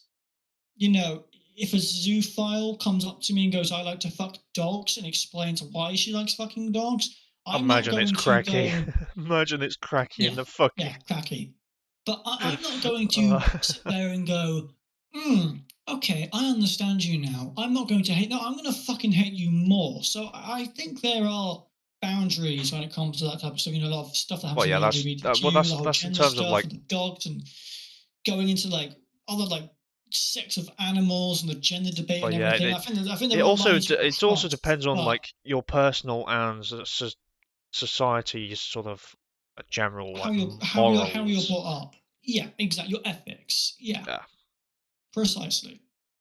And I think Will is a good example of and this. Will now on this like Will has played a lot of Dark Souls 2 now. I think that's fair. Will is not Will is like 20 something percent through the game, like 25-30% through. He realizes now the world almost is very 40 hours. open. The world is very open. It's a lot more grindy. There's a lot more to explore. The game does some things better than Dark Souls. Well, not everything, but it does. It does a lot of things better, in all honesty. And I think Will is now beginning to understand that it's not as bad as he first thought it was. Because now he's beginning to understand what the game is about, and he's put some time, and he's been willing, even though he didn't like it at the beginning, to put time in to try and see what it was all about, and he did. I think it's the That's same with what crypto. it's all about. Yeah, well, I think it's fair to say that Dark Souls 2 has very much grown on you. It, I yeah, mean, and that. there's nothing more to say. I mean, that Dark Souls 2 analogy with crypto, it's the same. Will sat down, understood Dark Souls 2. He understood the mechanics, so he doesn't. Will look. You don't see Will complaining about hitboxes or the mechanics anymore. He mainly just complains about him dying. He's not like, oh, the game's bullshit, I died to that. He doesn't pick on little things because now he realizes that it's not really the game's fault, it's his fault. I mean, sometimes it's just the game's fault. Yeah, okay, but you can say about any game though. But beforehand, you blamed like every fucking death on the game and not yourself. But now you don't do that anymore. That's kind of my point, though. You understand the mechanics now, so when you die to bullshit, you actually kind of realize you've died to bullshit. Unlike before, where even if you didn't die to bullshit, you kind of sit there and go, "Shit game, not my fault." That's the point I'm making. You understood Dark Souls 2, now you like it. You understand crypto, now you like it. Classified name insert Jean Beppe, man from secondary school here, smokes weed. Didn't used to hate weed, understood weed, smokes weed, now likes weed. That's the point. If you understand something, you're way more willing to accept it or learn it. We've gone off on a big tangent of philosophy here, but the point is, people only hate crypto if they don't understand it. My dad hated crypto because he thought it was a cheap way of people getting rich, or the government controlled it, or it was a pyramid scheme, or what. I don't know what he believed, but he didn't like it. All right, and I explained it to him, and now he invests into it. In fact, he invests so much money into it that he's probably got more money in fucking Ethereum than me and Will have put together. In fact, well, he does. He's probably got more than both of our portfolios put together, and he's only done that in a week or two recently in the big dip. So that kind of proves how much his mind has been changed. Even my fucking mum has a couple hundred in crypto now. She's 60. So, once you understand it to people, once you explain it to people, they like it. I really think that most people who are against crypto just don't understand enough about crypto, or they've heard rumors that crypto is something it's not. A lot of people in America think crypto is a pyramid scheme, which well, a lot of people in America think that drinking bleach is the cure to coronavirus as well. Well, then you could bring philosophy into it and say that maybe all Americans are just fucking dumb, But, yeah, all jokes aside, the point is, people only dislike things they don't know. I'm not going to keep repeating myself, because it's obvious now. And, I think, look, another thing I'll say about crypto, only 3 to 4% of the whole world do crypto at the moment. And look at the price of Bitcoin and Ethereum, right? Imagine the prices of those fucking coins when the rest of the world decides to adopt cryptocurrency in the future. The fuck are African people going to invest into cryptocurrency? Oh, hello, Mr. Ethereum. Do you want my plastic empty water bottle which hasn't seen water in it in 10 fucking years?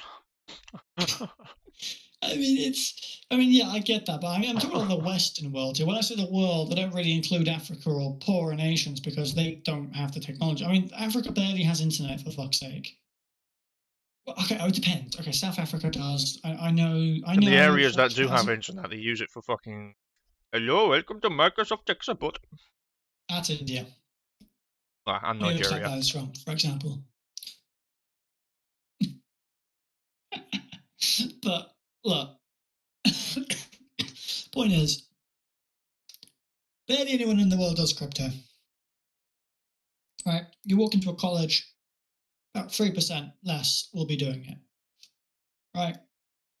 And that's the point. Imagine how much more Ethereum and Bitcoin will be worth when other people do it. You could sit here laughing now, but if you guys remember in 2012, someone bought a pizza for 4,000 Bitcoin, right? 4,000 Bitcoin now is like over $100 billion, and that's fucking unbelievable money, right? And, that for 40,000 Bitcoin is like more money than most countries own. That is insane. So you need to understand the scale of what's happening here. You might sit here today and go, okay, one Ethereum is 1.9K, so what? Not that much. But What if in like 2030, like one Ethereum is like 300k, 200k, and Bitcoin is a couple mil at that point? Bitcoin's fucking gone. It's fucking rocketed. You know, you could be a millionaire in the future by just holding a couple of Ethereum. And that's not financial advice, but that's, well, come on. You wouldn't say that's very far-fetched. I said it would you? myself. It's not far-fetched to say that Ethereum will go to where Bitcoin is right now. It's also, And beyond. I've also said that Ethereum, like a train, a really slow-moving train, you know, still moving. I wouldn't say it's slow. I'd say it's a lot faster than fucking Cardano. Oh, I'd say a yeah, slow okay. train There would are become... slow trains and there are trains which are barely moving at all. You might as well class them as fucking stationary, like Cardano. Yeah. At least at the moment. I mean, I could be wrong. Cardano might boom, but Not I'm yet. not betting on it. But yeah, it's gonna move, and it's, you know, give it When you move enough one time, direction it or the will other. do. It'll go. Look, it's like I said, Time. anything in crypto is possible. You know, anything is possible. I mean, fucking Cardano something could happen tomorrow. Cardano Cardano could, hit me. Bitcoin and fucking Ethereum could plummet, and Cardano could overtake them both. Get Yeah. 100k. God, I would Anything fucking in the kill myself if that would happen. Oh, I'd be rich. And you know what, Will? If that happened, look, in all honesty, Will, you are one of my best mates, right? I'm gonna make that obvious on stream. I know it's probably very obvious already how well me and Will get along together. You know, I see Will as a very close friend. And at that point, if I became that rich, even if I had a couple mil, I would still give him some money. Owe me 400 quid. I'll give you more than 300, 400 quid, but I'll give you like $500,000 or more if I was a multi-millionaire. Oh, fuck. Bullshit. No, I mean, fuck. Yeah, fuck. Why wouldn't I? You're like one of my best mates. I'm You eating didn't have much. bacon. I said, oh fuck, Oh, because I'm eating bacon. I got a bit of fucking stringy fat in my mouth. oh, right. Well, no, I was gonna say like, of course I'd fucking give you some money. I mean, if Cardano, fuck me, if Cardano became 50k a coin, I had 100 of them, I'd be fucking set for life. I'd have a few mil. Oh, I'd be fucking happy. But it's not gonna happen. I mean, okay, look, it could. In an alternative universe where fucking Winnie the Pooh is the president, maybe. Not here. Point being, Winnie the Pooh. Well, Winnie the Pooh is the German Chancellor, isn't she? no, Winnie the Pooh is the Chinese chancellor.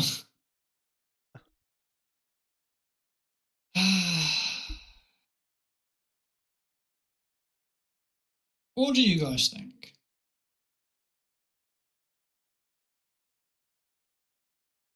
That's moving. That's moving.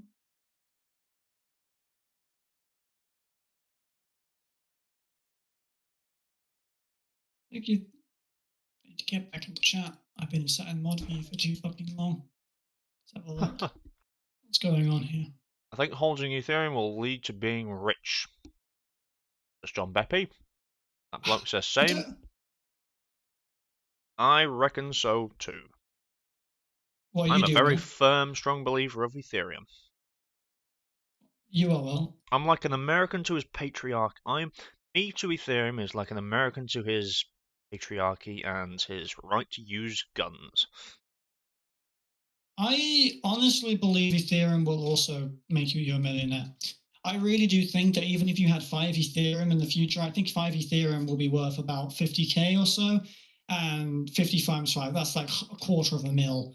And $250,000 is enough to start day trading and doing big trades, you know, like 20 grand into this, 20, and then making profit.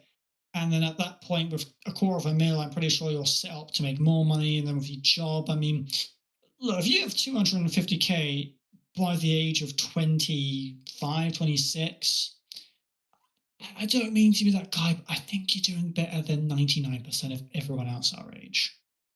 You know what I mean, Will? Yeah. And then you might ask, could do with a bit more. Yeah, but having $250,000 at like 25 is way more than most 25-year-olds have. Most 25-year-olds are barely paying off their uni debt. Look at Max, for example. Max is in like 35k uni Oh, debt. He's imagine not going going to to pay that off. uni. Yeah, exactly. Imagine going to uni for an art degree at that.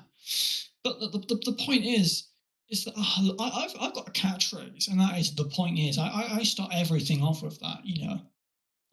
The point is, dogs will always be sexy. They always will be Nutella. Yeah, man. I mean, I think holding onto Ethereum will make you rich. I really believe that. I think holding onto Solana will also make you rich. Will is a firm believer in Ethereum, and I am pretty much the same when it comes to Solana.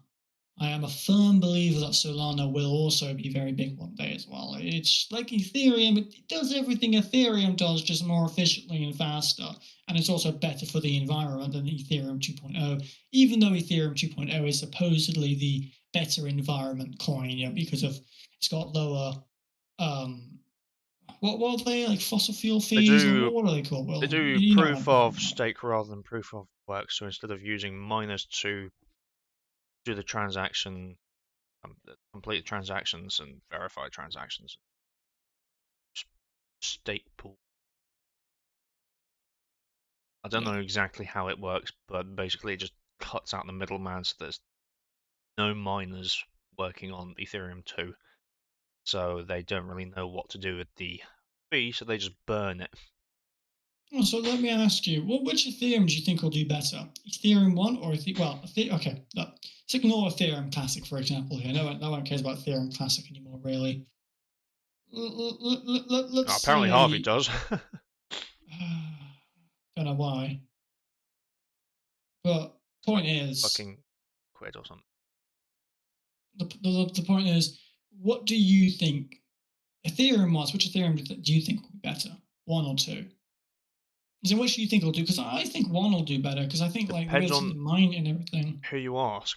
If you're a trader, then 2, because there's faster transaction speeds as well as lower transaction fees. Is a win-win for a trader. For a miner, Ethereum 1, because higher transaction fees means you get paid more.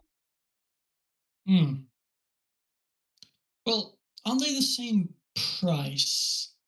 Not currently. Technically, Ethereum 2 hasn't been fully released. I see. But technically, they're still the same coin. So, when Ethereum 2 releases properly, what do you plan to do with your Ethereum? Are you going to convert them to Ethereum 2, or are you going to stay on Ethereum 1? I'm probably going to convert to Ethereum 2 before it releases. Because if you convert to Ethereum 2, you get staking rewards as inversely proportional to however much Ethereum is staked already globally. So let's say 10 Ethereum 2 is staked, you get 40%, but if 20 Ethereum is staked, you get 20%, and if 40 Ethereum is staked, then you get 10%. So what about your Ethereum?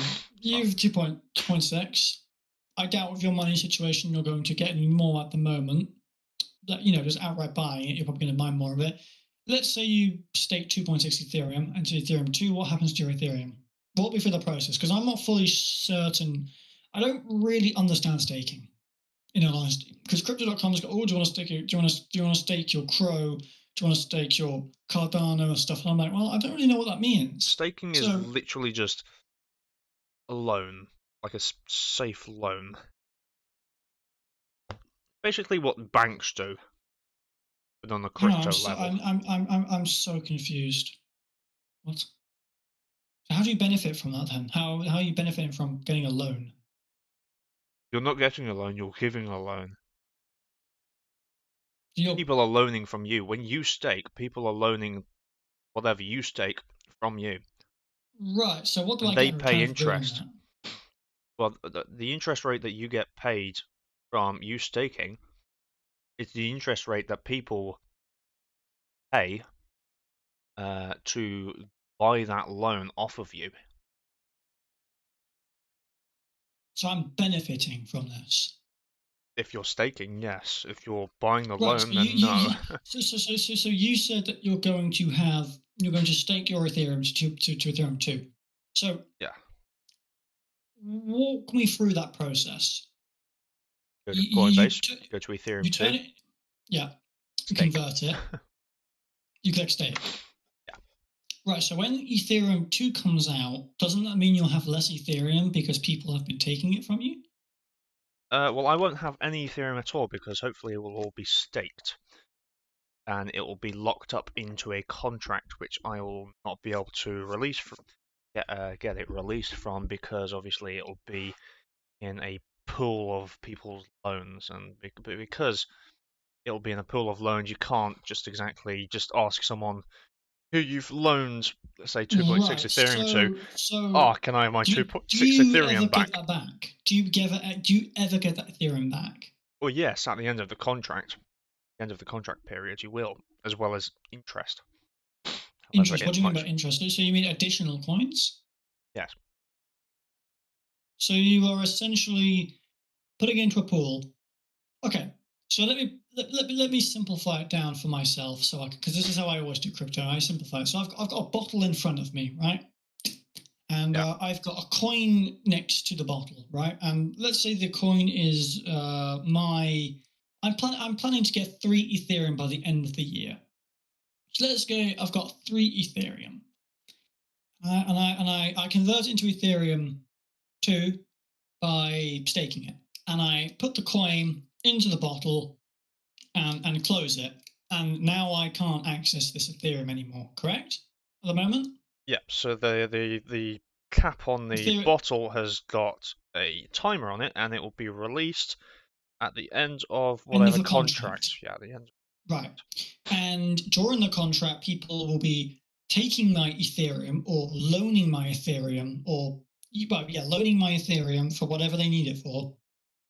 And then at the end of the contract, I will get my 3 Ethereum back. But as a thank you for doing what I've done, I will also be given an additional, I don't know, Percentage half of an interest, Ethereum or something like whatever that. the interest rate is. Yes, because that's how loans work. Loans have an interest rate on them. So, say if you So take it out an wouldn't interest actually. of, you take out a loan of like £1,000 at the bank and it's got 100% interest rate, you have to pay that original loan back as well as 100% interest. So you'd have to pay What back about the two what about the grand. value?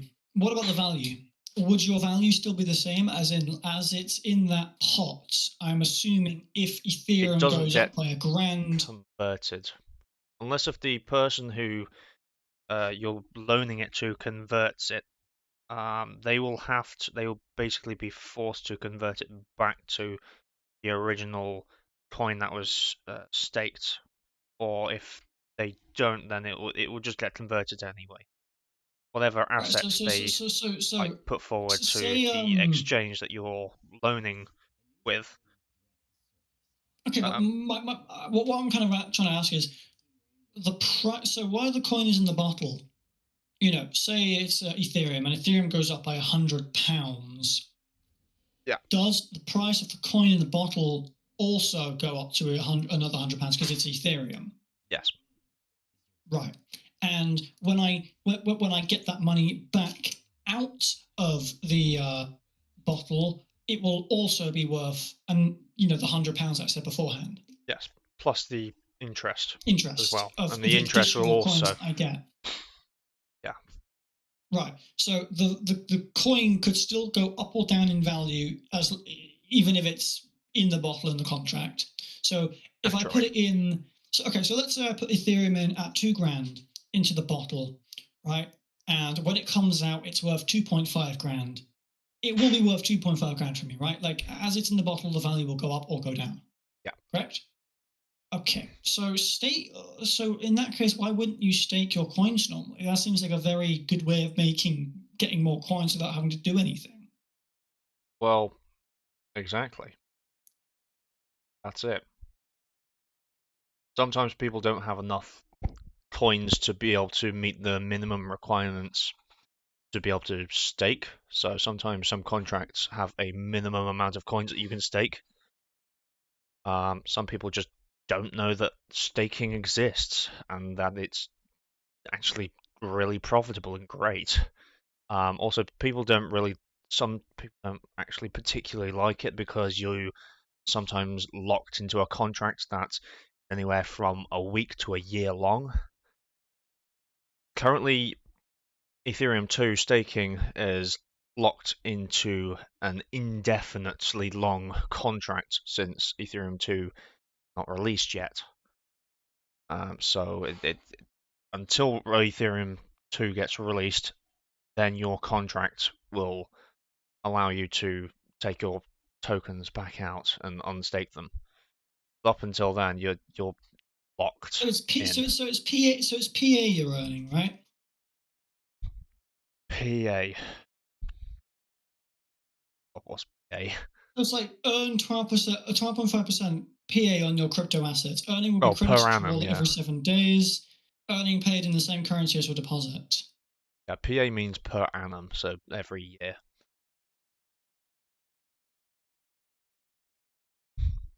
So crypto.com coin has a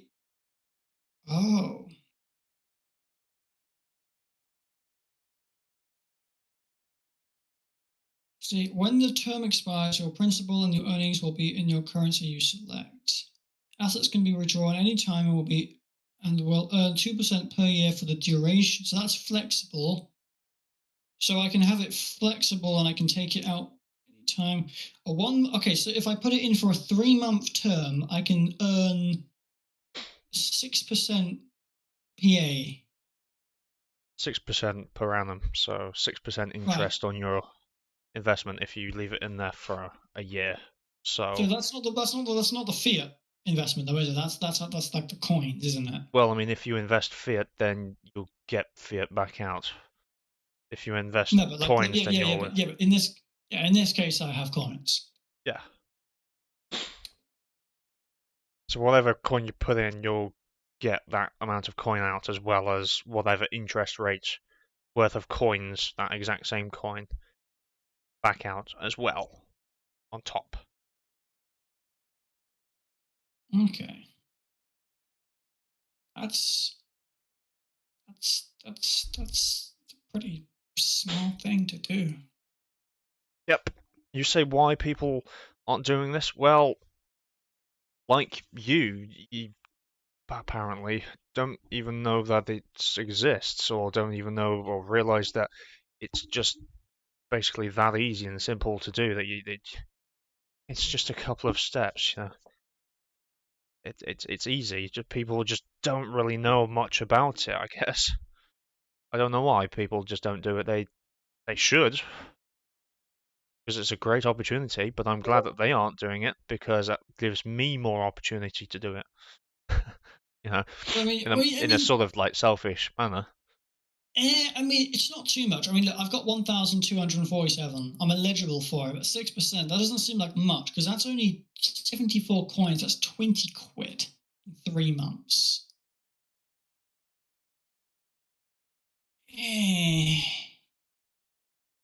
But okay, yeah, with Ethereum, it's a lot more. You know, Ethereum's a lot bigger, so yeah, staking Ethereum will be much more profitable. Yeah, fuck me, it is. I need to get me some Ethereum. Yes. I'm going to put my yearly wage into Ethereum. Oh, by the way, Will. Well, Since I don't really care what people think my wage is. I am set to be paid 24,000 this year at the end of the year, right? before or after tax? That is before tax. So obviously after tax, I probably have like 20 grand, 21 grand, around that. And that's not too bad. So I was thinking of buying a miner, like a pretty decent mining rig, putting it in my attic and mining some Ethereum from it. That is the goal for this year. I might need you to help me a little bit though, because I don't know much about mining. So well, there are two main types of miners. two different routes you can go down. Basically, they do the exact same thing, just at varying performances and efficiencies. You gonna tell me about how you can use CPUs and GPUs, or No, GPUs is one of the ways. Mhm. CPUs is basic. CPUs and FPGAs are, well, another way, but they are so unprofitable that you might as well just disregard them completely, because there's no point doing CPU or FPGA mining. Just not worth Okay. it at all. So GPUs, the other route is ASICs. Now, GPUs are great because you can build them yourself. If a part gets goes defunct or is faulty, it's quite easy to just fault find it and replace it. Um, and you're covered by warranties as well. um, and you don't have to buy them from dodgy ass fucking websites. ASICs produce upwards of 3 times as much performance for the same power usage as its GPU counterpart, but you kind of can only buy them from the only like sort of reputable brands that I know of ship them either directly from China China. or from the Netherlands or from the US, and they either take direct bank transfer or cryptocurrency. And, well, they're very loud. They are really loud. They are, I think, about 75 Well, decibels, which is I will about as loud as a vacuum probably. cleaner. I'll probably go for a GPU miner, and I will Yeah. probably get maybe a few 3080s. Yeah. 30. Well, I mean, I'm gonna have like 20 something grand, so I can kind of afford to get like a really good one. I don't really care about like efficiency when it comes to like money. Like, You 3080 fucking is can't complain solid. about fucking miners taking up all the stock for gamers then if you're gonna be a fucking miner yourself. Well, hopefully by that point the situation will be fixed. I hope at the end of the year Oh, that fucking issue won't be a thing anymore.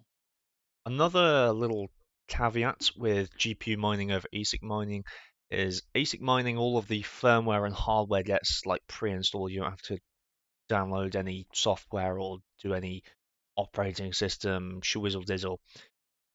GPUs, you have to install your own operating system, set up your own like farm, set up your own mining rigs in the software, find your own mining pool, connect to the mining pool, or if you don't want to connect to someone else's mining pool, create your own mining pool, which is such a pain in the ass that I tried doing it and gave up after like a week. Um, and yeah, it's a bit more of a hassle than just using an ASIC miner. Oh yeah, also the price is a lot different. Mm-hmm. My 2 rigs in the attic are producing about the same amount of. Actually, no, they're producing about half the performance of one of the ASIC miners that was like top of the line at the time that I bought the parts. So like December of 2020. So in December of 2020, when I bought those GPUs, which are now in the attic, um, there was an ASIC miner called the Inner Silicon A10 Plus Pro, and that had twice the performance of all of my GPUs combined with the exact same power consumption. So it was twice as efficient. However, my GPUs cost me £4,500. That ASIC miner cost £16,000. So Also, those graphics cards take up a hell of a lot of space. I'm sure. So those graphics cards probably take up about 4 ATX sized desktop cases worth of space, and an ASIC That's not too miner bad. would take up the space of like a single mini ITX case. So it's a lot smaller, a lot more powerful. Also, you don't have a warranty on it either. So Okay. it's risky as fuck, but it's highly profitable. And I really wish I had the money for one of them. Anyway, That's good. in regards to Cracky Man, so I noticed you asked me in chat, are you streaming at 2 p.m. tomorrow? That is the plan. Yes, it is on my schedule, and I am going to try and keep to that schedule as much as possible. And I have realised what the time is. It is 5 It's a.m. 5 a.m. So I am giving myself 9 hours to basically sleep, That's eat, fucking. I mean, look, you look. and then just Look, basically stream for like 12 hours. So, I'm gonna be honest, bro. That that time, the human body needs like 7 hours, 7.5 hours. 9 hours is more than enough for you. So, like, I need about 10 hours if I want to like properly function, because I'm not a normal Cameron. I'm slightly taller than you and probably the same weight, if not skinnier. well, that's because you're on the way. That's kind of why you need more sleep than me. But like, I'm not like normal. Like I say normal, I mean normal, Oh, not like you. You know what I my mean? my stream is my stream quality is tanking. Oh, my stream quality is tanking. I'm dropping Well, frames. Gar. look, point being, everyone, Anyway, buy Ethereum. It's low. It's on offer. Be rich. Hold it. Not financial advice, but kind of is, but isn't for legal reasons. Okay, that's the really simple thing. Trust the FEMBOY, the maid, and I hope you all enjoyed. Fuck me, we've still got 16 people in chat right now. Thank you, everyone. Thank you. I appreciate you guys sticking around for the talk. It's been a very, very long talk on crypto. I think we've been talking about crypto now for like 2.5 hours. oh god damn it. Fuck's sake, Will.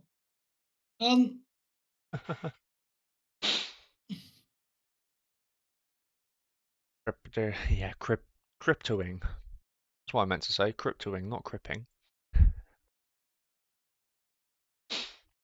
Oh yeah. That's what it's all about. You two should set up a podcast where you teach and convince people to try out crypto. You think? I think that'd be a Gucci thing to shut up. Yeah, defo. Should do a podcast, a weekly podcast, Cameron. I don't know what everyone Because else thinks. we could fucking easily talk about. We could easily find a fucking topic to talk about every fucking week. Well, crypto-wise, it would be very Crypto, fucking difficult. yeah, like even if it's just about crypto for like fucking months on end. Yes, very nice. Crypto cuck. Hey guys, my name's Crypto Cuck. I agree, you two are very smart. Yes. Are quite knowledgeable in the field of cryptocurrency and mining. Well, I am a fellow crypto cuck. If I was in a Dark Souls Two man, go clan, for I'd it. be Well, in the crypto cucks. I will put some research into it. Well, you'll have to talk to me as well. Yeah, We will put some research into it. We will Well, have a look-sees. no, it's not a particularly bad idea, in all honesty, to try and it's not a bad idea because a lot of people are trying to learn about it and You know what? I think what I'll do is I'll set up some sort of like idle game, something. I'll just stream it to Twitch, and then we can talk about shit on Twitch, and then we could play something like, I guess, marbles on stream, for example, like to keep you guys, well, not entertained because you know that you guys seem to already enjoy just listening to us for the last almost 3 hours. Um, but as like a something that's visually on screen. yeah, exactly. I think that would be a good idea, in all honesty. I think with no, but again, I think it really depends on what we all come up with. I mean, so much stuff happens in the cryptosphere. I'm sort of call it the The VMCU. cryptosphere. The Cryptosphere. cryptosphere. Do you know what? That's actually not a bad name to call the podcast. Cryptosphere. Cryptosphere. Yeah, the cryptosphere. You can't tell me that's not a bad name. That is pretty The good. cryptoium. Cryptoids. Yeah. Sus. Cryptosphere. God damn it. That was completely accidental, by the way. I was just trying to come up with a name of like what I could call That's a it. good channel name. You think we should create another Twitch channel? Another completely new Twitch account where it's just fucking podcasts or something. Just podcast on cryptocurrency. I mean, that'd be quite an undertaking, to be fair. Like if we were to actually make a dual Twitch account and do a fucking cryptocurrency podcast every week, that'd be quite. Once a week? I don't think once a week. Well, yeah. I don't know, man. That sounds like a bit of a. Sounds like quite a. Like a 2-hour podcast every week at some point. I don't know. We will talk it over, but I mean, it's not a bad idea. I mean, there's so much stuff happens in the crypto MCU, you know, that there's enough to talk about. Yeah, in the cryptosphere, there's enough to talk about for fucking hours, really. I mean, in all honesty, I could spend. I could spend my money on anything else, but I could. Yeah. I will choose to do it on, and I will tell you guys about it for 3 hours straight. Happen. I mean, I could happily compare Solana and Ethereum for like 2 solid hours, or I could happily explain how Bitcoin causes other currencies to rise and fall and the effects that can have on the economy and the trading stock market in general. You know, I fucking, you could pick the tiniest thing. You know, you could go into how hash rates and how addresses and stuff like that works. I mean, it's fucking ridiculous how deep you can go with crypto. We could literally pick a topic and fucking ramble. I mean, look. If it wasn't 5 a.m., we could probably go for like 10 hours and talk about crypto. We wouldn't, obviously, but if we had to, I'm pretty sure we'd be able to do it because there's just so much happening every day, and plus every day there's something new happening. I mean, look, Ethereum a couple. Can you fucking stop like dabbing up and down? You make me fucking laugh. I'm just looking at you and you're just fucking just fuck's sake. But like I don't know, man. It's just so much. You know, if you were a fellow cryptosphere enthusiast, Crypto cuckold. Yeah, if you're a crypto cuck like me and Will, who enjoy watching their fucking fiat drop slowly as they pray for it to go back up again. Yeah, we were pretty much watching the graph fuck our wife, and in this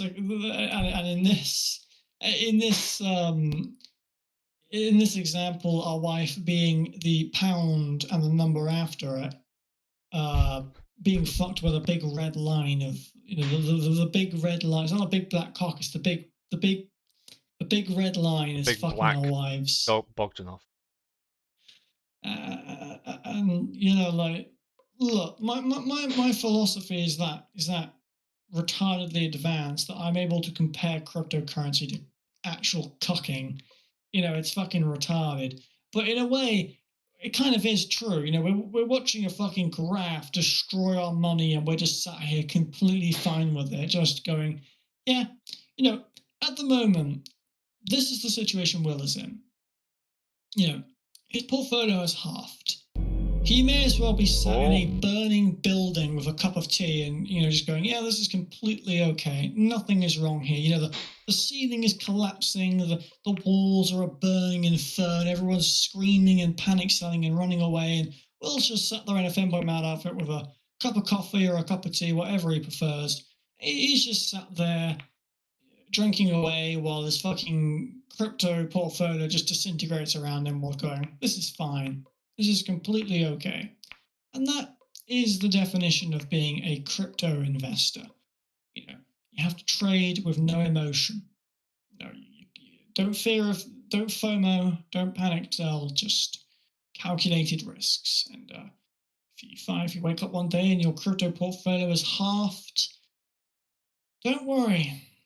Just stay calm, and that burning building shouldn't hurt you. And if it does, then I'm not legally charged with anything. By listening to this podcast, you have thrown away all of your rights to sue me. And you guys know what I fucking mean. Okay, shut the fuck up. I just about. I'm gay. I'm gay.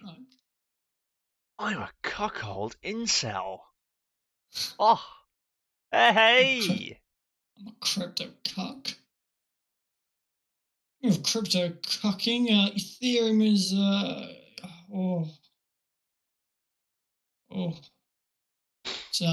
it's dropped 1% in the last 10 minutes. It was 10% at about 2 hours and 30 minutes, and now it's 11%, 11.4% actually at 2 hours and 47 minutes. Ethereum is now down to £1,920. So in the time that our podcast has been going on, since we put that image up, Ethereum has dropped about 40-ish pounds. Which isn't much, but still.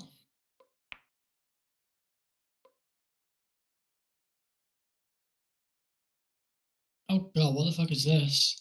I have no idea, but I'm gonna... Any reason to use stream elements instead of... They're better. What the fuck is that noise? Where's this coming from? Yeah, you're good. Stream elements? What is stream element?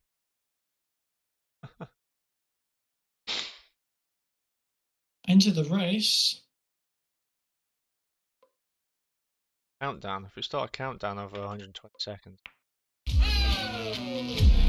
It's a song request. It doesn't work. I love stream elements, boys. They're like, there's Oh, like fuck. other programs, okay, and then there's stream elements. Oh, Paying. Oh, it does work.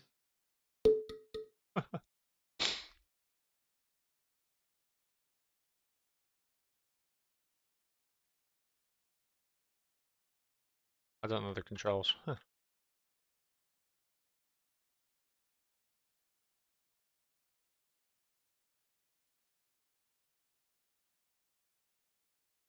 I'm so confused what's happening right now.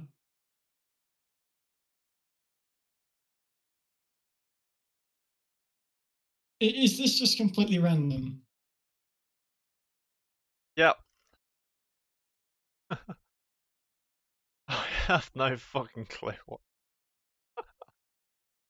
So you can't control this? No. Okay. Where am I? How far back am I? Well, it says the leaderboard on the top right. No, I know, but like, can you turn the camera so I can see me? Oh, Yeah, there you go. There you go. This is so slow.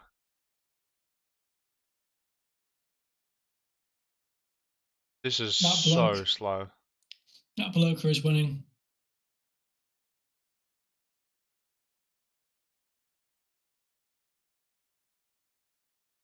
I don't know if these are supposed to be moved.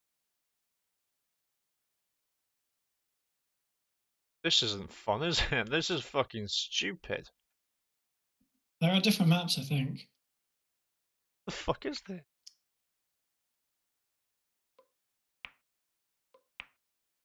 What the hell was that?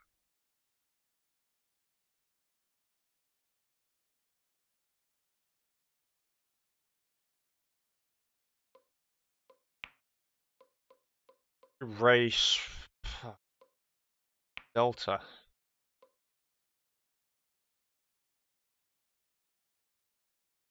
Simulate.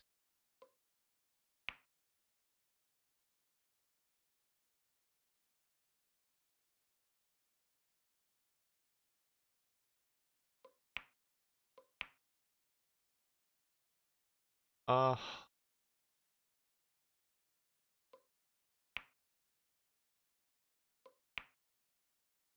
guess we'll.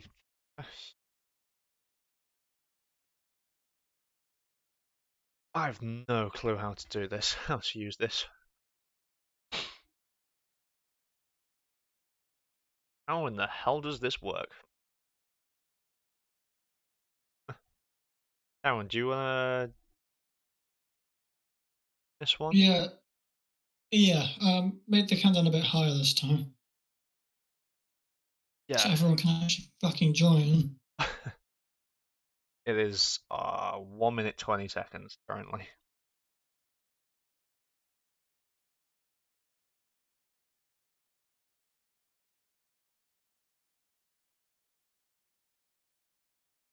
Wait, what's your ping?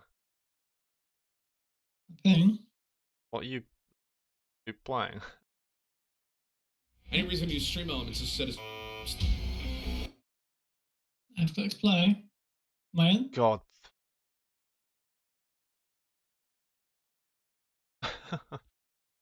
Fucking stream element saying doing song request. Because you're a mod, you're doing exclamation mark play, which is playing the fucking song request. But the song request is just like the just the like default stream elements, how to use stream elements and how to use media requests like tutorial video. It's yeah, I haven't even ever seen this video. I mean, it can't be that good because so it's that Overwatch. Holy shit, a lot of people have joined.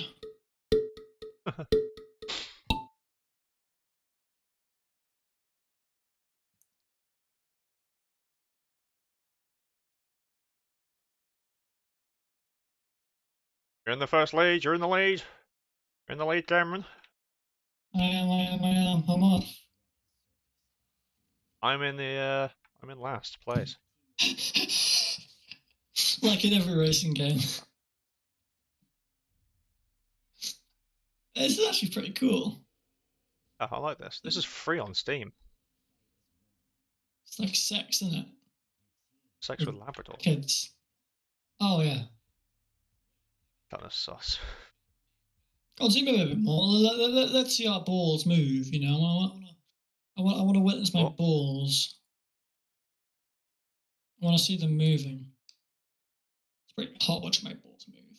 Oh, I've been overtaken by Henny. Oh, yes. Go. First place. Oh.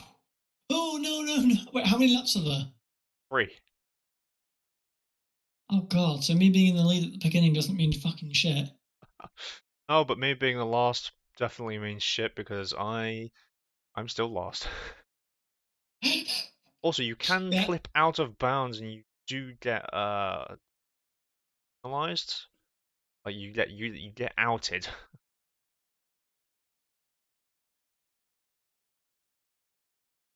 So this is just, we could just literally have this like go as we talk.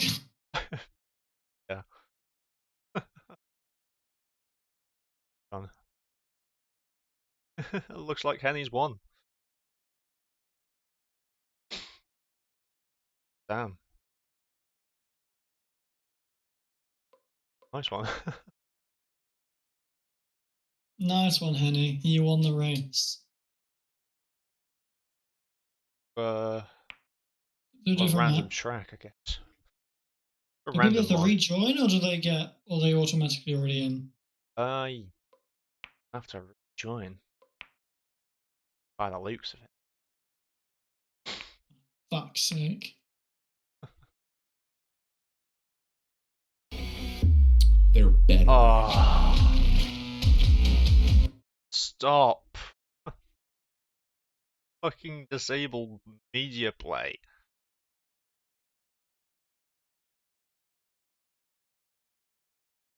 How do I disable media play? It should already be disabled.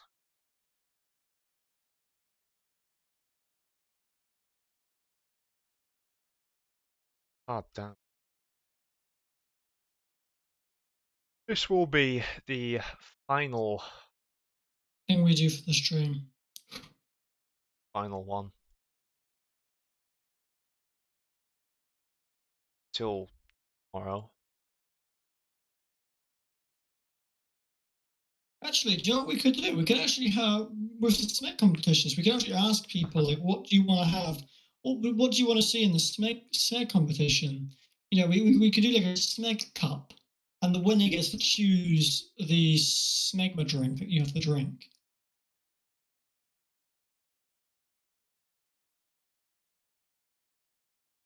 Just coming up with ideas.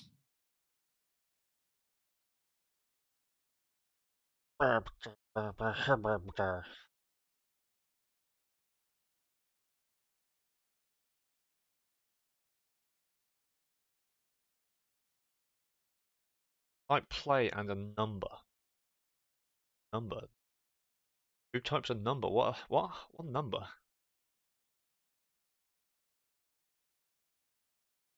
I have no idea what number they are talking about. I'm sure we'll learn soon enough, won't we? I'm sure, yeah.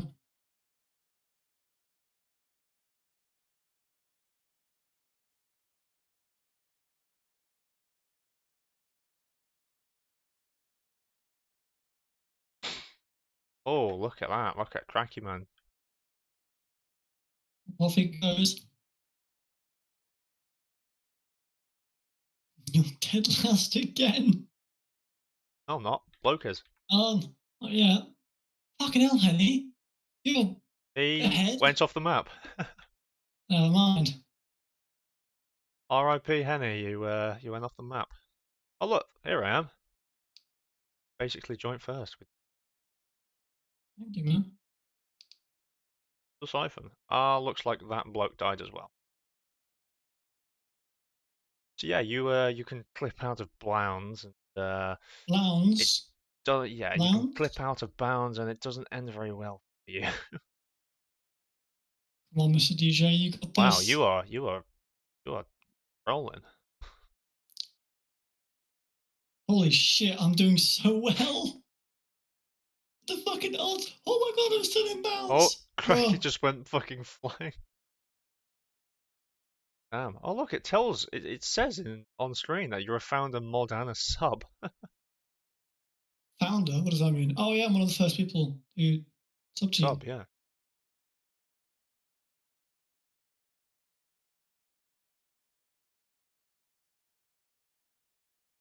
Oh, Right, go out of come on. bounds. Oh. Oh my god. This is fucking scary, man. This is spooky.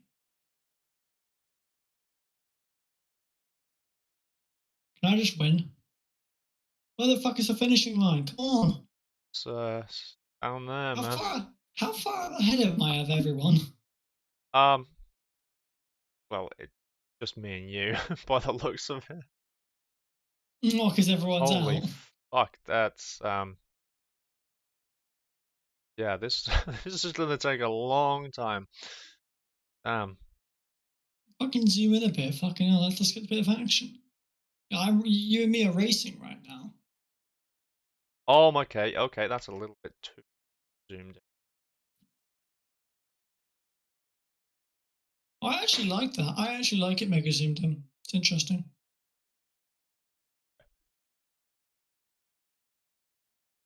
It's a bit dizzying Not really. watching you go around in the fucking circle over and over and over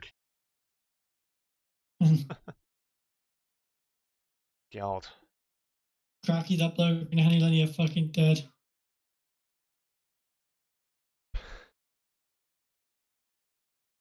Oh, Oh, aim it forward then. Like, you know, like where am I going? Oh, please. Oh, fuck me. This is so stressy. God, you're gonna overtake me at this fucking pace. necessarily. Might be the end. Oh, ah, nice. Oh, Congrats. yes. Did I win? Oh, Oh, I did. Yeah. Fuck yeah. Jesus Christ, that was a long one, wasn't it? 3 minutes. All right, so that'll be. You've been in 10 races? Oh yeah, I've been in 10 races. Yeah, because I was in Cairo's stream. You've lost 9 races, won 1. No, you've won 4 races Yeah, out of 4 10. wins. You have a 40% win rate. Not too bad. I've got a 50% win rate. Cracky's got a none. Or bloke, or Henny. Alright, well, everyone, I hope you enjoyed the stream. Cool, this was a bit, I must say, It's been a long for one. being, I will say, for being a variety stream, as Will puts it in his chat, we certainly had a lot of variety. We had horror, we had Dark Souls, we had crypto talking. Yeah, well, I'd say the stream matched your variety thing you wanted, really. I know exactly who to raid. Well, not Kanan, Yeah. because Kanan isn't No, no, someone streaming. else. Guys, if you could just if you could stick around and when we raid this guy, he's called jpuffs underscore. If you could go show him some appreciation. He has been trying to get affiliate for a year and a half, believe it or not. I've been streaming for about half a year and I've got affiliate. He's been streaming for a year and a half and still hasn't got it yet. So now, You're gonna raid Nick. no, not Nick. Nick's already got affiliate. Nick's not. Nick's not Oh. even streaming anyway. He hasn't streamed in Oh. 3 weeks. Holy J shit! puffs underscore. Kanan hasn't streamed in 7 days. Oh, rip. I like Kanan a lot, man. Yeah, because he's a femboy. Yeah, man, exactly. No cap. I like Kanan. He's a good He's streamer. sexy. He is. Anyway, guys, I will definitely be streaming again later today. Whether it's at 2 p.m. or not, I am unsure since it is 5:30 in the morning, and that's going to give me on like fucking 8.5 hours to both sleep and eat and do whatever, probably go shopping. So I hope you enjoyed. I definitely did, except for when my PC was blue screening, but yeah, can't really help that. So, anywho, we will see you later tomorrow. Yeah. Yeah, man, great stream. Once again, popping off. Yeah, great stream. Anyway, as I said, go show my man J Puffs underscore some appreciation. hope you enjoy him. He mostly does GTA 5 and Warzone. It will show him sex. Alright, guys. And until later today, have a good one. Yeah. Yeah. Oh, perfect timing. Webcam's off.